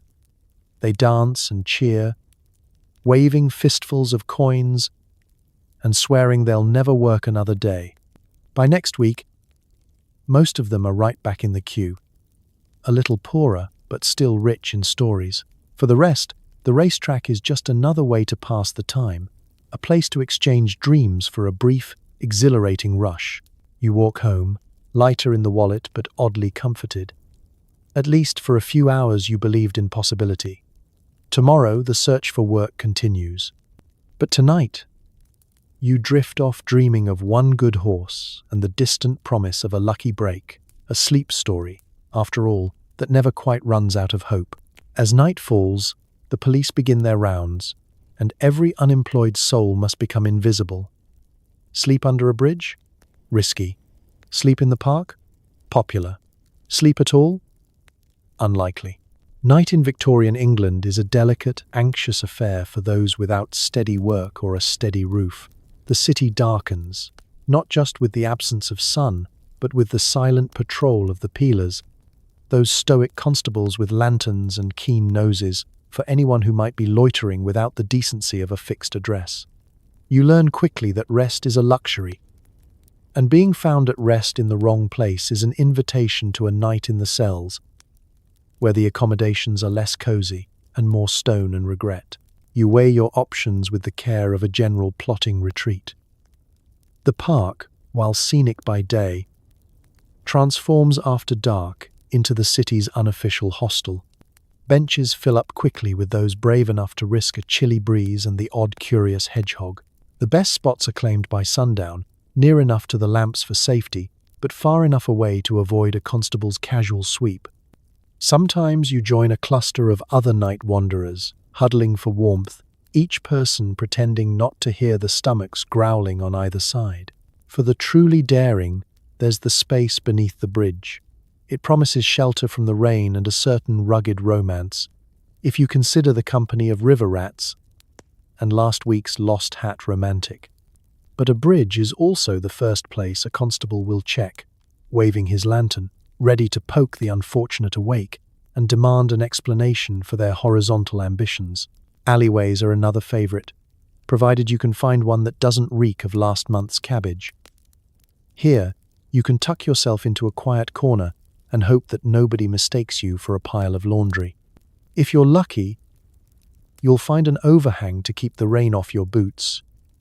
If you're unlucky, you'll discover why they say never sleep too close to a tavern's back door. Sometimes, the city herself seems to conspire against you. A burst of unexpected rain, a stray dog looking for a friend, or the distant jangle of a policeman's bell, each one a reminder that sleep is always on someone else's terms. You keep an ear out for footsteps, ready to vanish into the shadows at the first sign of trouble. Sometimes, if you're quick, you can convince the constable you're simply on your way home, even if home is a flexible concept that evening. For many, sleep comes in snatches, 10 minutes here, a quarter hour there. You learn to nap with one eye open, wrapped in every layer you own, dreaming not of comfort, but of dawn and a chance to move again. If you do manage to find a safe nook and drift off, you are quickly reminded by the city's noises, horses clopping, bells ringing, the rare but alarming shout, that even dreams are borrowed, not owned. There's a camaraderie among the city's night watch. You share tips for the best dry spots, swap half-remembered stories of warmer beds and fuller stomachs, and keep each other awake when the constable is nearby. You learn to recognize the regulars, each one a minor legend in the world of the unemployed nocturnal. As the first hints of morning color the horizon, you gather your things, stretch your aching limbs, and prepare to blend back into the city's anonymous flow. Another night survived, not quite rested, but unarrested, which, for now, is more than enough. In Victorian England, sometimes the greatest victory is simply making it to the next sunrise. One eye open, shoes on your feet, and your freedom, such as it is, still your own. There is always the workhouse, a place so bleak. Even the rats unionize for better conditions. You avoid it at all costs, but every day it gets a little closer. You start to practice your "I love gruel" face in the mirror. The workhouse is the shadow lurking behind every empty larder, every knock from the landlord, every no vacancies sign pinned in the window of your favorite failed job prospect. It's the last safety net, built not for comfort, but for containment. Part charity, part warning, entirely soul-dampening. In Victorian England, entering the workhouse is less a fresh start and more an admission of defeat, like voluntarily moving into the world's least reviewed hostel. Everyone has heard the stories. The endless rows of iron beds, the echo of heavy boots on stone floors, the endless symphony of coughs, groans, and whispered regrets. The meals, if you can call them that, are famous for their monotony and emotional impact. Gruel in the morning, gruel at night, and, on Sundays, the chef's special, slightly different gruel. The cooks are said to stir in just enough apathy to keep it consistent. You do everything possible to dodge it. You become a master of making do, inventing new recipes with bread crusts and the occasional half turnip. You ration coal like a miser, learn to sleep with your coat on, and discover the fine art of turning out pockets before the rent collector arrives. If you're clever, you pick up a few odd jobs, sweep a street for a penny, or run errands for a neighbor who still remembers your name. Anything, really, to stay out of the workhouse's grasp. The threat of the workhouse sharpens your sense of humor. You and your friends compete for who can tell the most outlandish workhouse survival tale. Did you hear? They've banned laughter. Bad for morale. My cousin said if you blink too slowly at supper, they make you sweep the courtyard with a toothbrush. You laugh because the alternative is weeping. And nobody wants to look weak when rationing hope. If you're unlucky enough to land inside, you quickly realize the rumors are only slightly exaggerated. The staff, trained in the ancient art of not making eye contact, march you through the intake process. Name, age, reason for destitution, choose from bad luck, bad weather, or born unlucky. You're separated by gender, then by age, then by the general mood of the clerk on duty. Family members become distant echoes in other wings of the building, your conversations limited to brief exchanges and the universal language of sympathetic sighs. Work, of course, is mandatory. Men break stones or mend sacks. Women scrub, sew, or do laundry for the entire parish. Children learn their alphabet between bouts of picking oakum, which is Victorian for pulling apart old rope until you lose the will to live. There are few rewards, just the distant hope that one day you might be allowed out for good behavior, or that the matron will forget which chores you've already done this week. And yet, some find ways to endure. The old-timers teach you secret tricks for surviving the tedium. How to make a game out of counting ceiling cracks. How to smuggle an extra scrap of bread, or how to fake an enthusiastic thank you for the third bowl of gruel. Your "I love gruel" face, once awkward and unconvincing, becomes part of your daily uniform, a mask you wear alongside your patched shirt and borrowed patience. Outside, the workhouse looms in every conversation, a threat, a punchline, a cautionary tale. Each day you manage to stay out is a small, silent victory. You promise yourself, not today, and tomorrow you'll say it again. In Victorian England, dodging the workhouse is the true test of ingenuity and endurance, because as bleak as things get, the dream of avoiding that final threshold is what keeps you going. One cleverly rationed crumb at a time. Dating while unemployed is tough. Your only asset is a hat and a tragic backstory. You impress suitors with stories of nearly getting a job. Sometimes it even works. Victorian Tinder is just noticing each other at the breadline. Finding love when your pockets are empty and your prospects even emptier is the ultimate act of optimism. The dating pool in Victorian England is a shallow one, filled mostly with people who would rather swim in soup. Still, hope springs eternal. You straighten your battered hat, dust off your coat, and prepare to dazzle potential sweethearts with tales of your not-quite-successful job interviews and a suspiciously well-rehearsed look of humble resilience. Courtship is a public affair. Parks, soup kitchens, and the queue outside the pawn shop become the city's unofficial matchmakers. Forget candlelit dinners. Here, romance is born over shared misery and communal bread crusts. You lock eyes with someone across the soup line, offer a shy smile, and compare the sizes of your potato rations. In Victorian England, there's nothing more flirtatious than a shared turnip. Conversation starters are creative, if limited. Did you hear the rumor about the bakery hiring? I admire the way you barter for extra broth. Is that your real coat, or did you win it at the parish raffle? Small talk quickly leads to deeper topics. How many siblings do you support? What's your opinion on public baths? Do you think Queen Victoria ever ate gruel? Compatibility is measured not by hobbies, but by grit and a willingness to laugh when the bread is mostly crust. Presents are, by necessity, symbolic. Flowers are plucked from the nearest park, careful to avoid the duck pond. Poems are written on the back of used receipts, and on special occasions, you might even split your last boiled sweet. If you really want to impress, you offer your seat at the community fire or lend your umbrella during the daily drizzle. Jewelry is out of the question. Unless your beloved appreciates buttons or bits of colored glass fished from the gutter, family involvement is inescapable. Siblings, cousins, and the occasional nosy aunt monitor your budding romance with the vigilance of truant officers. Approval is given based on practical considerations.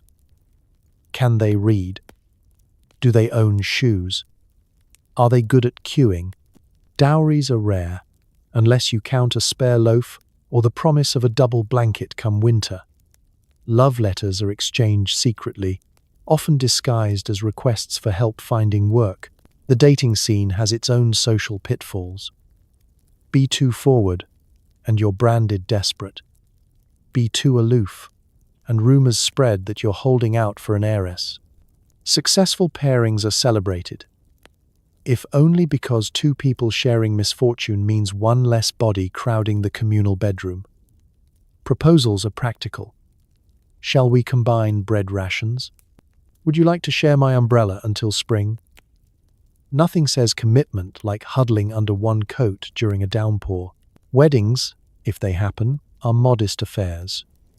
The dress is borrowed, the bouquet is improvised, and the guest list is everyone you couldn't avoid inviting in the breadline. Instead of champagne, there's weak tea.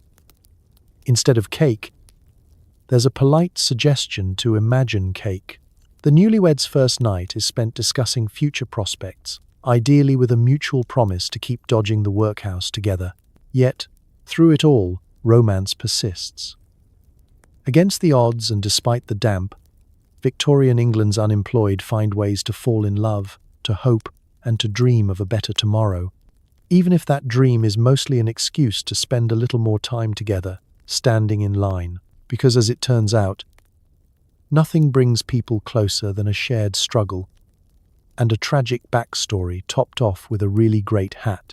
Feeling ill? Time to visit the charity hospital, where the cure is almost as scary as the disease. The doctor recommends rest, fresh air, and not being unemployed. You wonder if you can get a prescription for optimism. Victorian healthcare is not so much a system as a gauntlet, a labyrinthine journey through drafty hallways, stern matrons, and the ever-present aroma of boiled cabbage.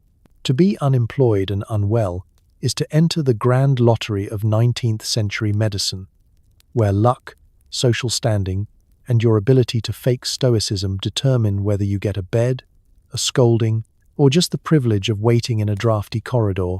First, there's the business of actually getting admitted. You arrive at the charity hospital, coughing politely, hat in hand, rehearsing your tale of woe. The admitting nurse looks you up and down with the precision of someone appraising second-hand turnips. You're handed a form because nothing says rapid medical attention like paperwork. The questions are both searching and surreal. Have you ever had the gout? Do you possess a history of fainting, swooning, or excessive melancholy? Are you contagious or just unlucky? Assuming you pass the test, you're assigned a bed in a ward teeming with every flavor of illness and injury known to Victorian science. The beds are packed close, separated by curtains, for show, not privacy. And everyone quickly learns the importance of coughing in the opposite direction. Your neighbor might be suffering from consumption, or possibly just the world's worst hangover. You exchange nods and begin the delicate dance of communal survival. Share stories, share tips for hiding contraband food, and, if you're very brave, share opinions about the hospital soup. The staff are an assortment of well-meaning saints, battle-hardened cynics, and medical students eager to try out the latest miracle treatment. The senior doctor, a man who looks as though he's been preserved in gin, makes the rounds with an entourage of note-takers and students who whisper excitedly about leeches. Every diagnosis is delivered with grave authority and a slightly theatrical sigh.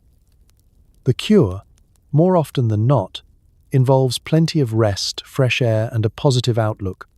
Medication, if prescribed, comes in two forms: an unidentifiable powder or a tincture, strong enough to dissolve your remaining doubts about Victorian medicine. Modern hospitals pride themselves on bedside manner. In the charity hospital, bedside manner is more an afterthought. A nurse checks your pulse with the same care she'd give a ripe melon at the market, then tells you to keep breathing if you can manage it. If you mention being unemployed, the staff respond with a mixture of pity and pragmatic advice. You should try not being so poor. It does wonders for the health. If only you'd thought of that sooner. Surgeries, when they happen, are a group event. Students crowd in, eager for a glimpse of the rare and the grotesque. You try not to attract attention. Nobody wants to be the interesting case. Anesthesia, if available, is usually a bit of strong brandy, or the promise that this will only sting a bit. You grip the bed frame, close your eyes, and hope to wake up with all your limbs in roughly the same places you left them. Still, there is hope in the charity hospital, small acts of kindness, a well-timed joke from the patient 2 beds over, or a sympathetic nurse sneaking you an extra blanket. Some recover and leave, grateful for a second chance. Others simply become part of the furniture, swapping stories and advice with newcomers, waiting for the day when fresh air, optimism, and not being unemployed will be available on prescription. You leave the hospital, eventually, no healthier, but a little wiser, with a prescription for optimism and a firm resolve to avoid cabbage soup at all costs. In Victorian England, surviving both the ailment and the cure is a feat worth celebrating. You scour the newspapers, searching for jobs and distraction. The want ads are all lies. The crime reports are relatable. The editorial section makes you angry, which at least burns a few calories. The daily paper is the Victorian unemployed person's most versatile tool. Reading material, rain shield, makeshift pillow, and, occasionally, emergency footwear. It's your ticket to the outside world, a world just as confusing, unfair, and poorly spelled as the one you already live in. You unfold the crinkled broadsheet and settle in for your morning dose of disappointment. First, the want ads.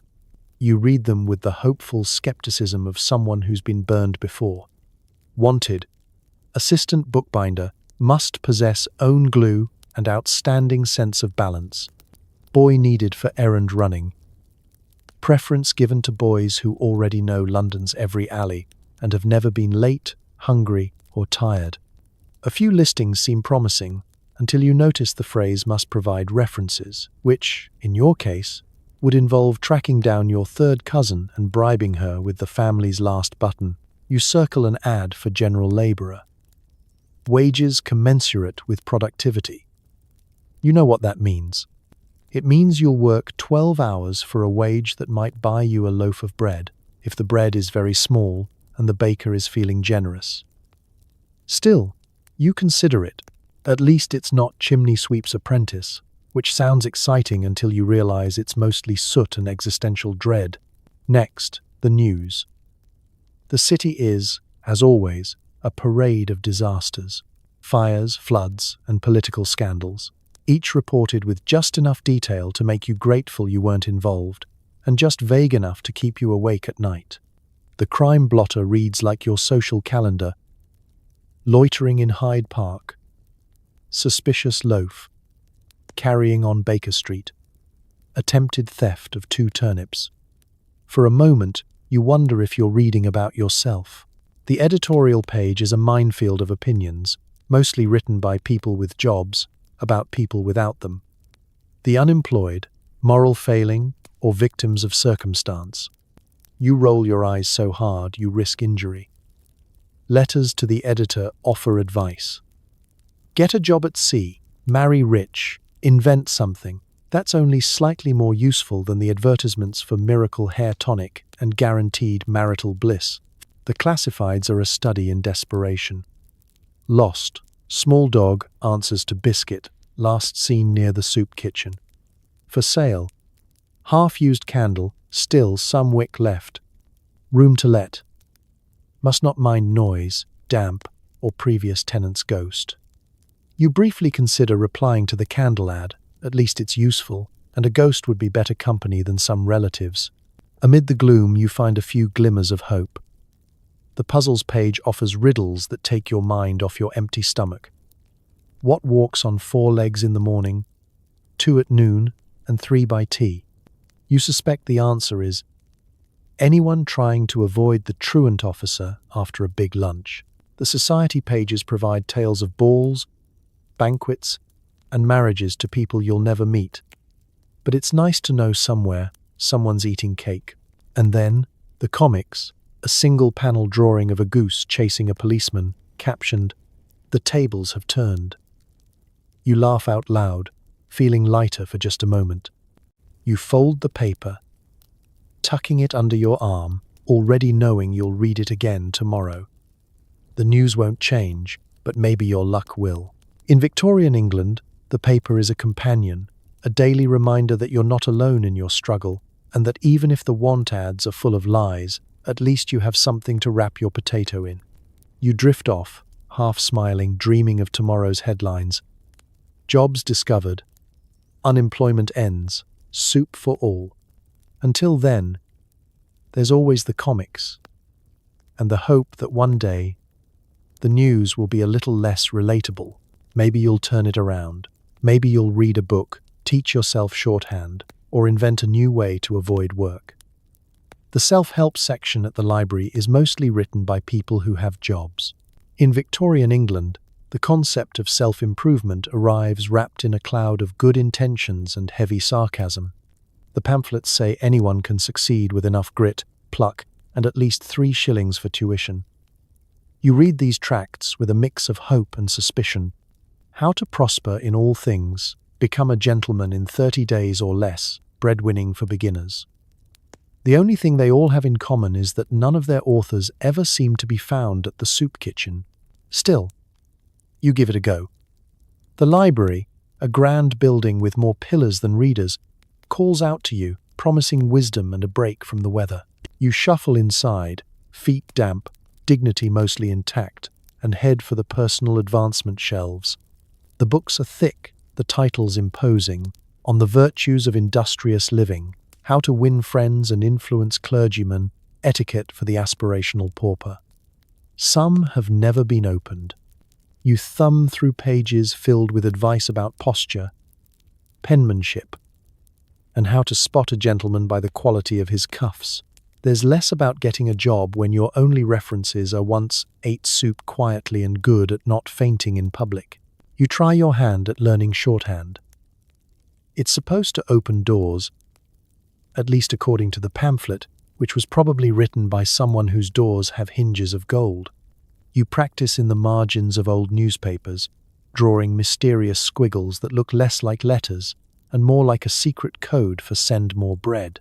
Occasionally, you imagine yourself taking dictation in a grand office. But reality intervenes when the librarian shoos you away for muttering about vowels. If not shorthand, then maybe you'll reinvent yourself as an inventor. Victorian England is full of dreams, new machines, new medicines, new ways to move potatoes without using your hands. You sketch plans on scraps of paper, the automatic soup stirrer, the self-filling coal bucket, the rain-repellent hat. They remain, unfortunately, sketches. Prototypes require money, and even more crucially, the willingness to explain your ideas to the parish relief officer. Some turn to exercise. The latest advice says that a healthy body breeds a healthy mind. You attempt a morning walk around the park, which mostly breeds blisters and a new appreciation for sitting. You consider the benefits of calisthenics, but it's hard to do lunges when your trousers threaten to split at the seams. The only stretching you reliably accomplish is stretching a loaf of bread to feed 3 people. Every so often, you join a free lecture, Moral Fortitude and the Perils of Idleness, How to Smile Through Adversity, Financial Planning for the Precariously Unemployed. The speakers are well fed, their voices echoing off marble columns. They recommend thrift, cheerfulness, and a good breakfast to start the day. You wonder quietly if any of them have ever tried starting the day with existential crisis gruel. Of course, there's always positive thinking. You try reciting affirmations before heading out. I am valuable, I am employable, I am not as damp as I could be. The effects are subtle, but a dream is a dream. And in Victorian England, you cling to any scrap of hope you can find, no matter how dubious the source. At the end of another day spent improving yourself, or at least intending to, you close your book, tuck your papers away, and shuffle home through the drizzle. You may not have acquired a new skill, landed a job, or invented the next great miracle of the age. But you have survived, kept your chin up, and maybe, just maybe, learned how to laugh at the impossible dream of self-improvement. In a world where even reading is a luxury, hope itself is the finest form of progress. At night, you lie awake on your straw mattress, listening to the city sigh. The future is uncertain, but you made it through another day. You stare at the ceiling, hope flickering like a gas lamp. Maybe tomorrow will be better, or at least funnier. There is a particular stillness to the Victorian night, an odd mixture of exhaustion and relief. The chaos and damp of the day are replaced by creaking floorboards and the distant, comforting rumble of cartwheels echoing down the cobbled street. Somewhere, a neighbor coughs with authority. A dog barks at something only dogs understand. You pull your blanket up to your chin, a threadbare masterpiece that has survived 5 winters, 3 floods, and more than 1 accidental trip through a soup kitchen. Now, the world outside is painted in shadows. The city's fog drifts through the cracks in your window, bringing with it the smell of coal, rain, and hope.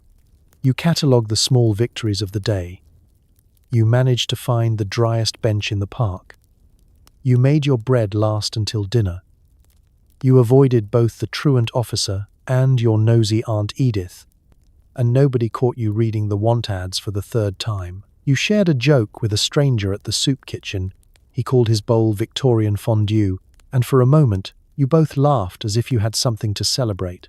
Your mind drifts as you watch the candle burn down, casting dancing shadows that look almost like tomorrow's possibilities. You think of everyone sleeping around you, siblings, parents, friends, all bundled in their own blankets, dreams swirling in the cold air above your heads. There's a comfort in company, even when the quarters are crowded and every sigh is communal. Each person has their own private anxieties and secret hopes.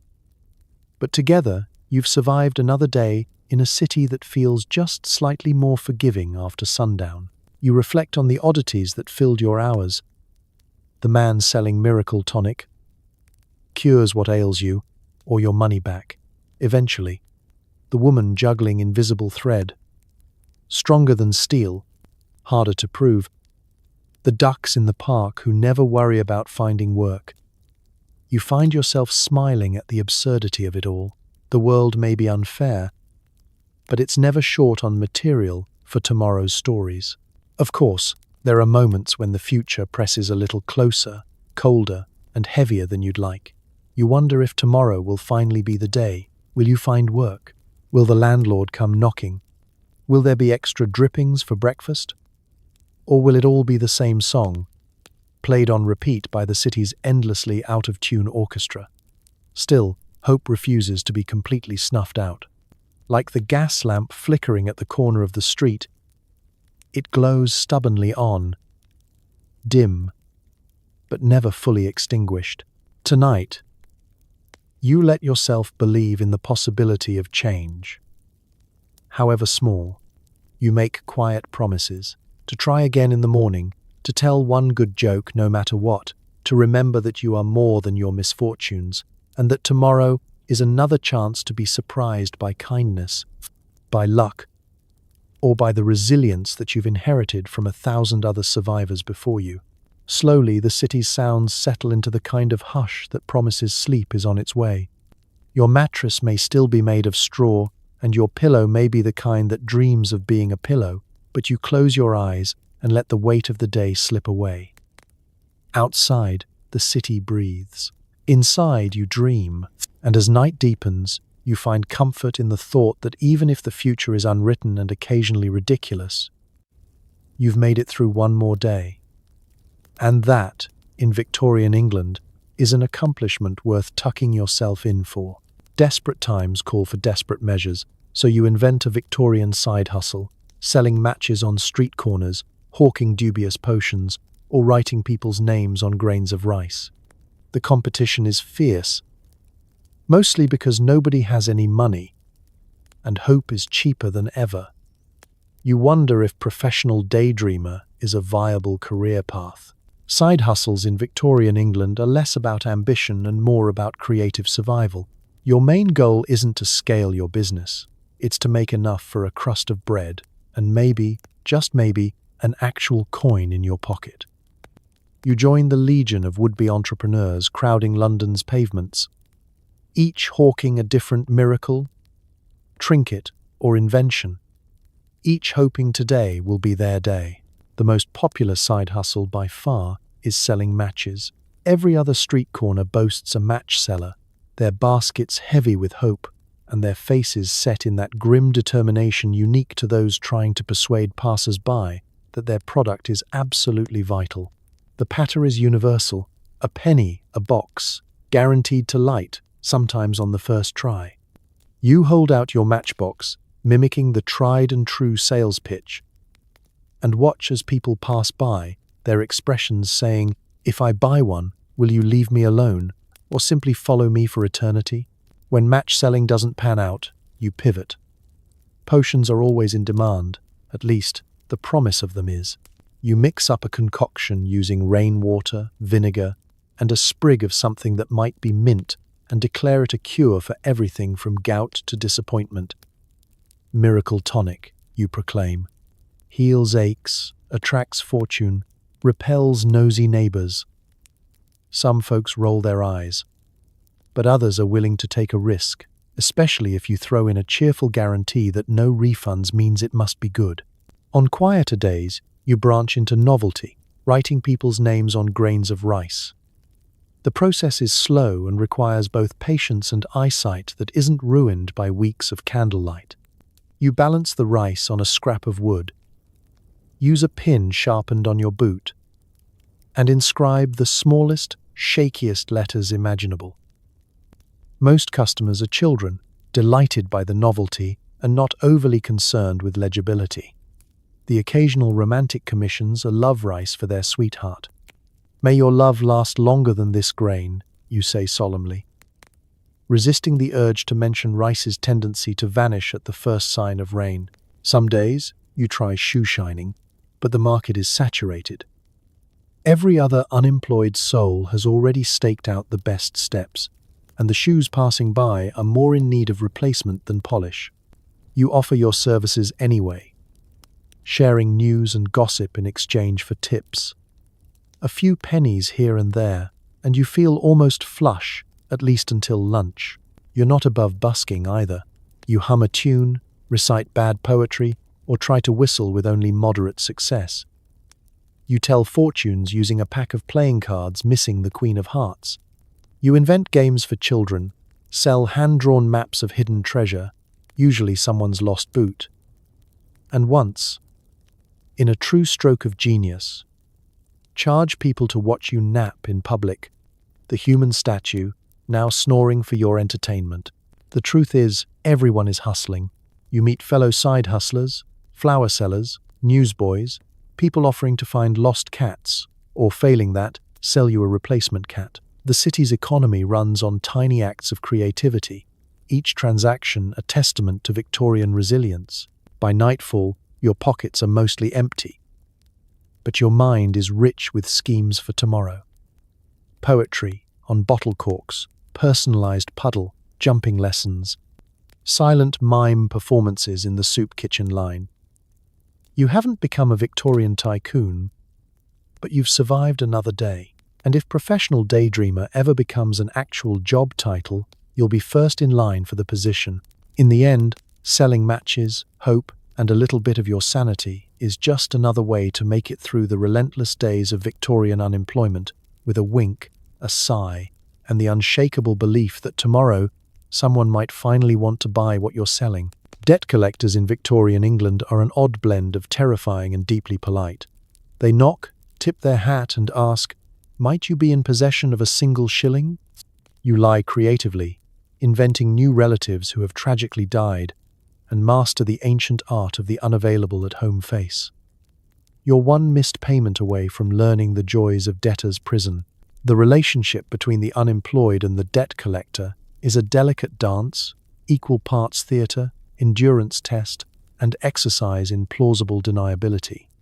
The collector arrives at your door wearing a waistcoat more expensive than anything you own, and bearing a ledger the size of a family Bible. He smiles, but it is the smile of a man who could turn that hat tip into an eviction notice at a moment's notice. You answer with a smile of your own, thinner, tighter, more hopeful than convincing. "Good day to you," he says, consulting his notes. "Might I inquire as to the whereabouts of your last payment?" You stall for time, searching your memory for which excuse you used last week. Was it the mysterious illness? The fire that only affected your finances and not your furniture? Or was it your long-lost uncle who sent word he'd be sending funds any day now? Provided the post office can locate the town of Upper Swindon, you apologize.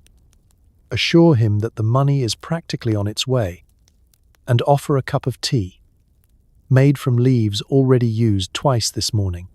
The collector nods, jots a note in his ledger, and gives you that look. Half sympathy, half "I'm paid by the visit." So really, take your time. In another world, you might be friends. Here, you are adversaries by necessity, playing out your roles with practiced politeness. Sometimes you're not home when he calls. This is by design. You develop the unavailable at home face, perfected through hours of peering around corners and ducking behind curtains. You train your younger siblings in lookout duty, rewarding them with the last crust of bread for every successful false alarm. The neighbors soon catch on, either joining your watch party or TSK-tisking from their stoops, secretly grateful it's not their door being knocked. If all else fails, you escalate. You write elaborate letters to imaginary relatives requesting loans, leaving the half-finished drafts on the table as evidence for your next encounter. You keep a ledger of your own, filled with debts and dubious IOUs, so you can truthfully say, "My finances are terribly complicated at the moment." The threat of debtor's prison looms over every encounter. It's not just a story to frighten children. Spend too long on the wrong side of the ledger, and you might find yourself behind bars, sharing a cell with a failed playwright and a man who owes money to every pie seller in the city. The debt collector, to his credit, prefers to avoid paperwork. Jail is a last resort, and everyone would rather settle things with a few shillings and a handshake. Sometimes, mercy appears in unexpected places. A collector, softened by your tale of woe or perhaps distracted by your three-legged cat, gives you another week, a little more time to scrape together the coins. On rare occasions, he'll hint at a friendlier moneylender down the lane, whose rates are only slightly less predatory. The Victorian economy, after all, runs on credit, creative accounting, and a surprising amount of neighbourly bluffing. You survive another visit, another day, another round of polite threats. You promise yourself you'll pay off your debts someday, maybe after you've invented a miracle tonic or married the baker's second cousin. Until then, you keep your stories straight, your hat handy, and your deeply unavailable expression well rehearsed. Because in Victorian England, dealing with debt collectors isn't just about owing money. It's about keeping your dignity, your home, and your sense of humour intact, one missed shilling at a time. If you're young and unemployed, congratulations, you're now responsible for every menial task the family can invent. Fetching water, chasing chickens, and guarding the family's single potato. You dream of school, but school dreams of fees, so mostly you just become a pint-sized expert in disappointment and muddy socks. Victorian England is not a world designed for idle hands, especially if those hands are small, grubby, and eager for something to do that doesn't involve scraping the last of the porridge from the pot. With adults too busy searching for work or practicing the ancient art of looking busy, the running of the household falls to the younger set. If you're lucky enough to have siblings, congratulations, you now have co-workers in your never-ending quest to keep the fire burning and the family's dignity at a slightly less embarrassing level. Your day begins at sunrise, if not before. The adults may be discussing grand strategies for employment, but you and your cohort are dispatched to fetch water from the communal pump, a journey that's both marathon and obstacle course. You carry the bucket, already too heavy before it's even full, dodging puddles, wagon wheels, and the local dog who has claimed the path as his own. Water sloshes out with every step, and by the time you make it home, half the bucket is gone and your socks are wetter than before. You are not thanked, but you are assigned another job. Food prep is a team sport. Someone is sent to the shop with the single coin rattling in a pocket, tasked with buying as much bread as possible and returning with a believable story about why there's never any change. Another sibling scours the alley for anything vaguely edible. Dandelion leaves, the occasional apple core, or if luck is on your side, a real vegetable. You're sent to stand guard over the family's solitary potato, which has been placed on the mantelpiece as both a mascot and a reminder that things could always be worse.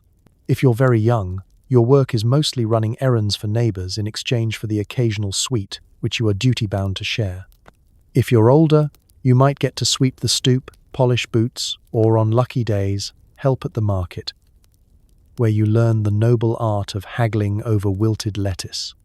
You dream of school, where lessons are given and hands remain clean. But school is for those with coins to spare. Instead, you attend the school of hard tasks and muddy socks, taught by Mother, who has a PhD in find something useful to do. Playtime exists, but only on the margins. Games are invented using whatever is at hand, a stick, a hoop, a particularly round stone. Hide and seek is less a game and more practice for when the debt collector visits. You and your friends race across the cobbles, inventing stories of pirates, explorers, and princesses, all of whom, by coincidence, seem to spend a lot of time looking for lost potatoes. The day is long, the chores are many, and the list of responsibilities never gets shorter.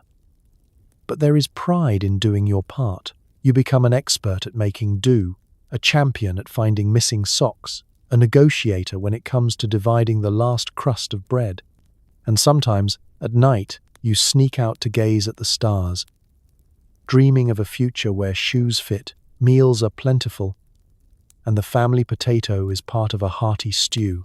In the end, the unemployed youth of Victorian England are not so much idle as invaluable, holding the household together one muddy sock one fetched bucket, and one fiercely protected potato at a time.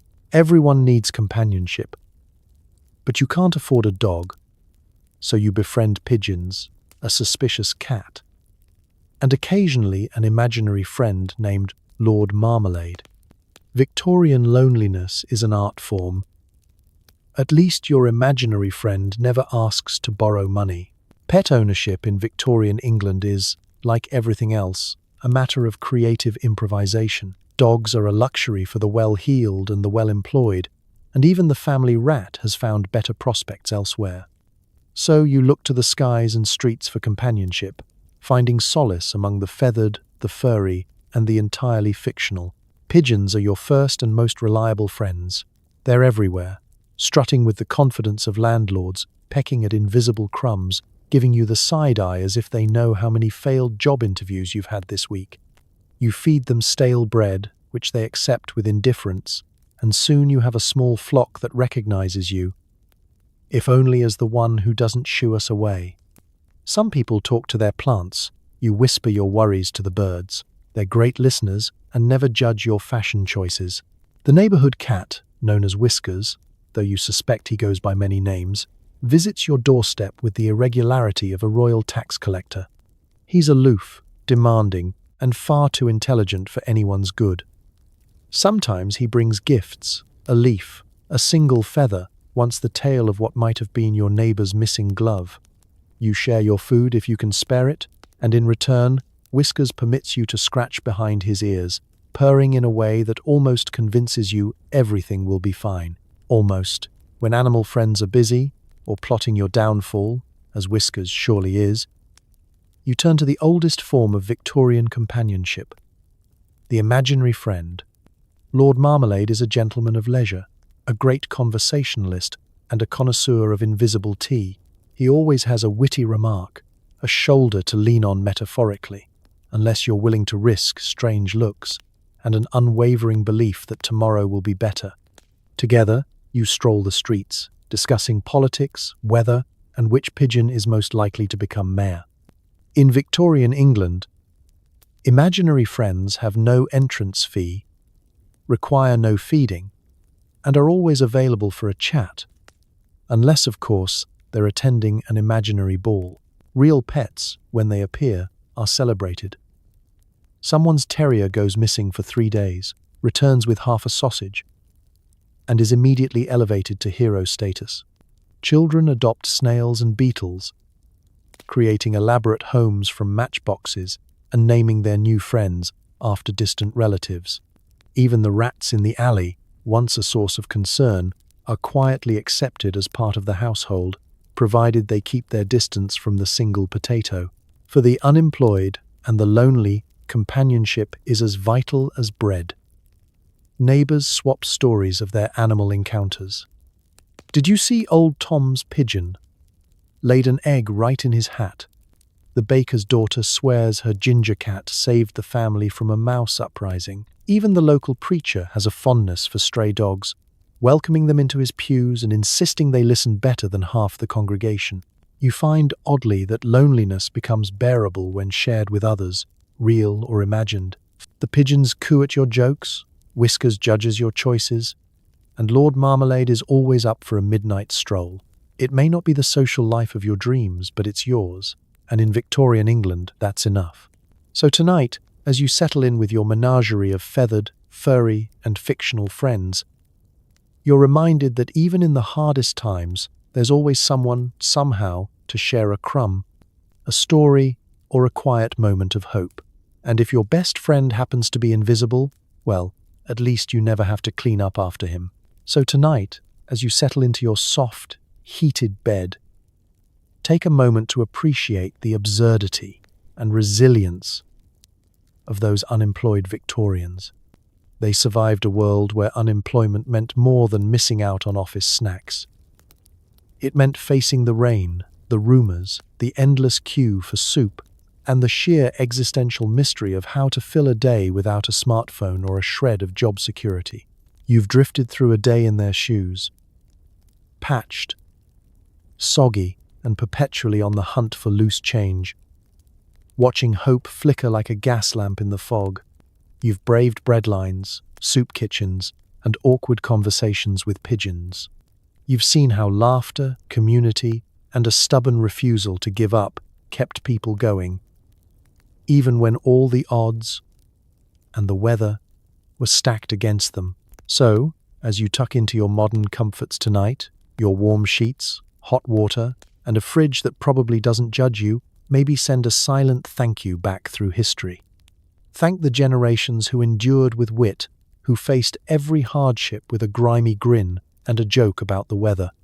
Remember, history is messy, unfair, and a little bit ridiculous. But it's also a testament to stubbornness, hope, and the peculiar human ability to laugh, even when the joke's on us. Close your eyes, breathe in, and let gratitude wash over you. Because while the world outside can still be hard, at least you don't have to queue for soup in the rain tomorrow morning. Sleep well, dream easy, and may all your worries turn into punchlines by sunrise. Good night.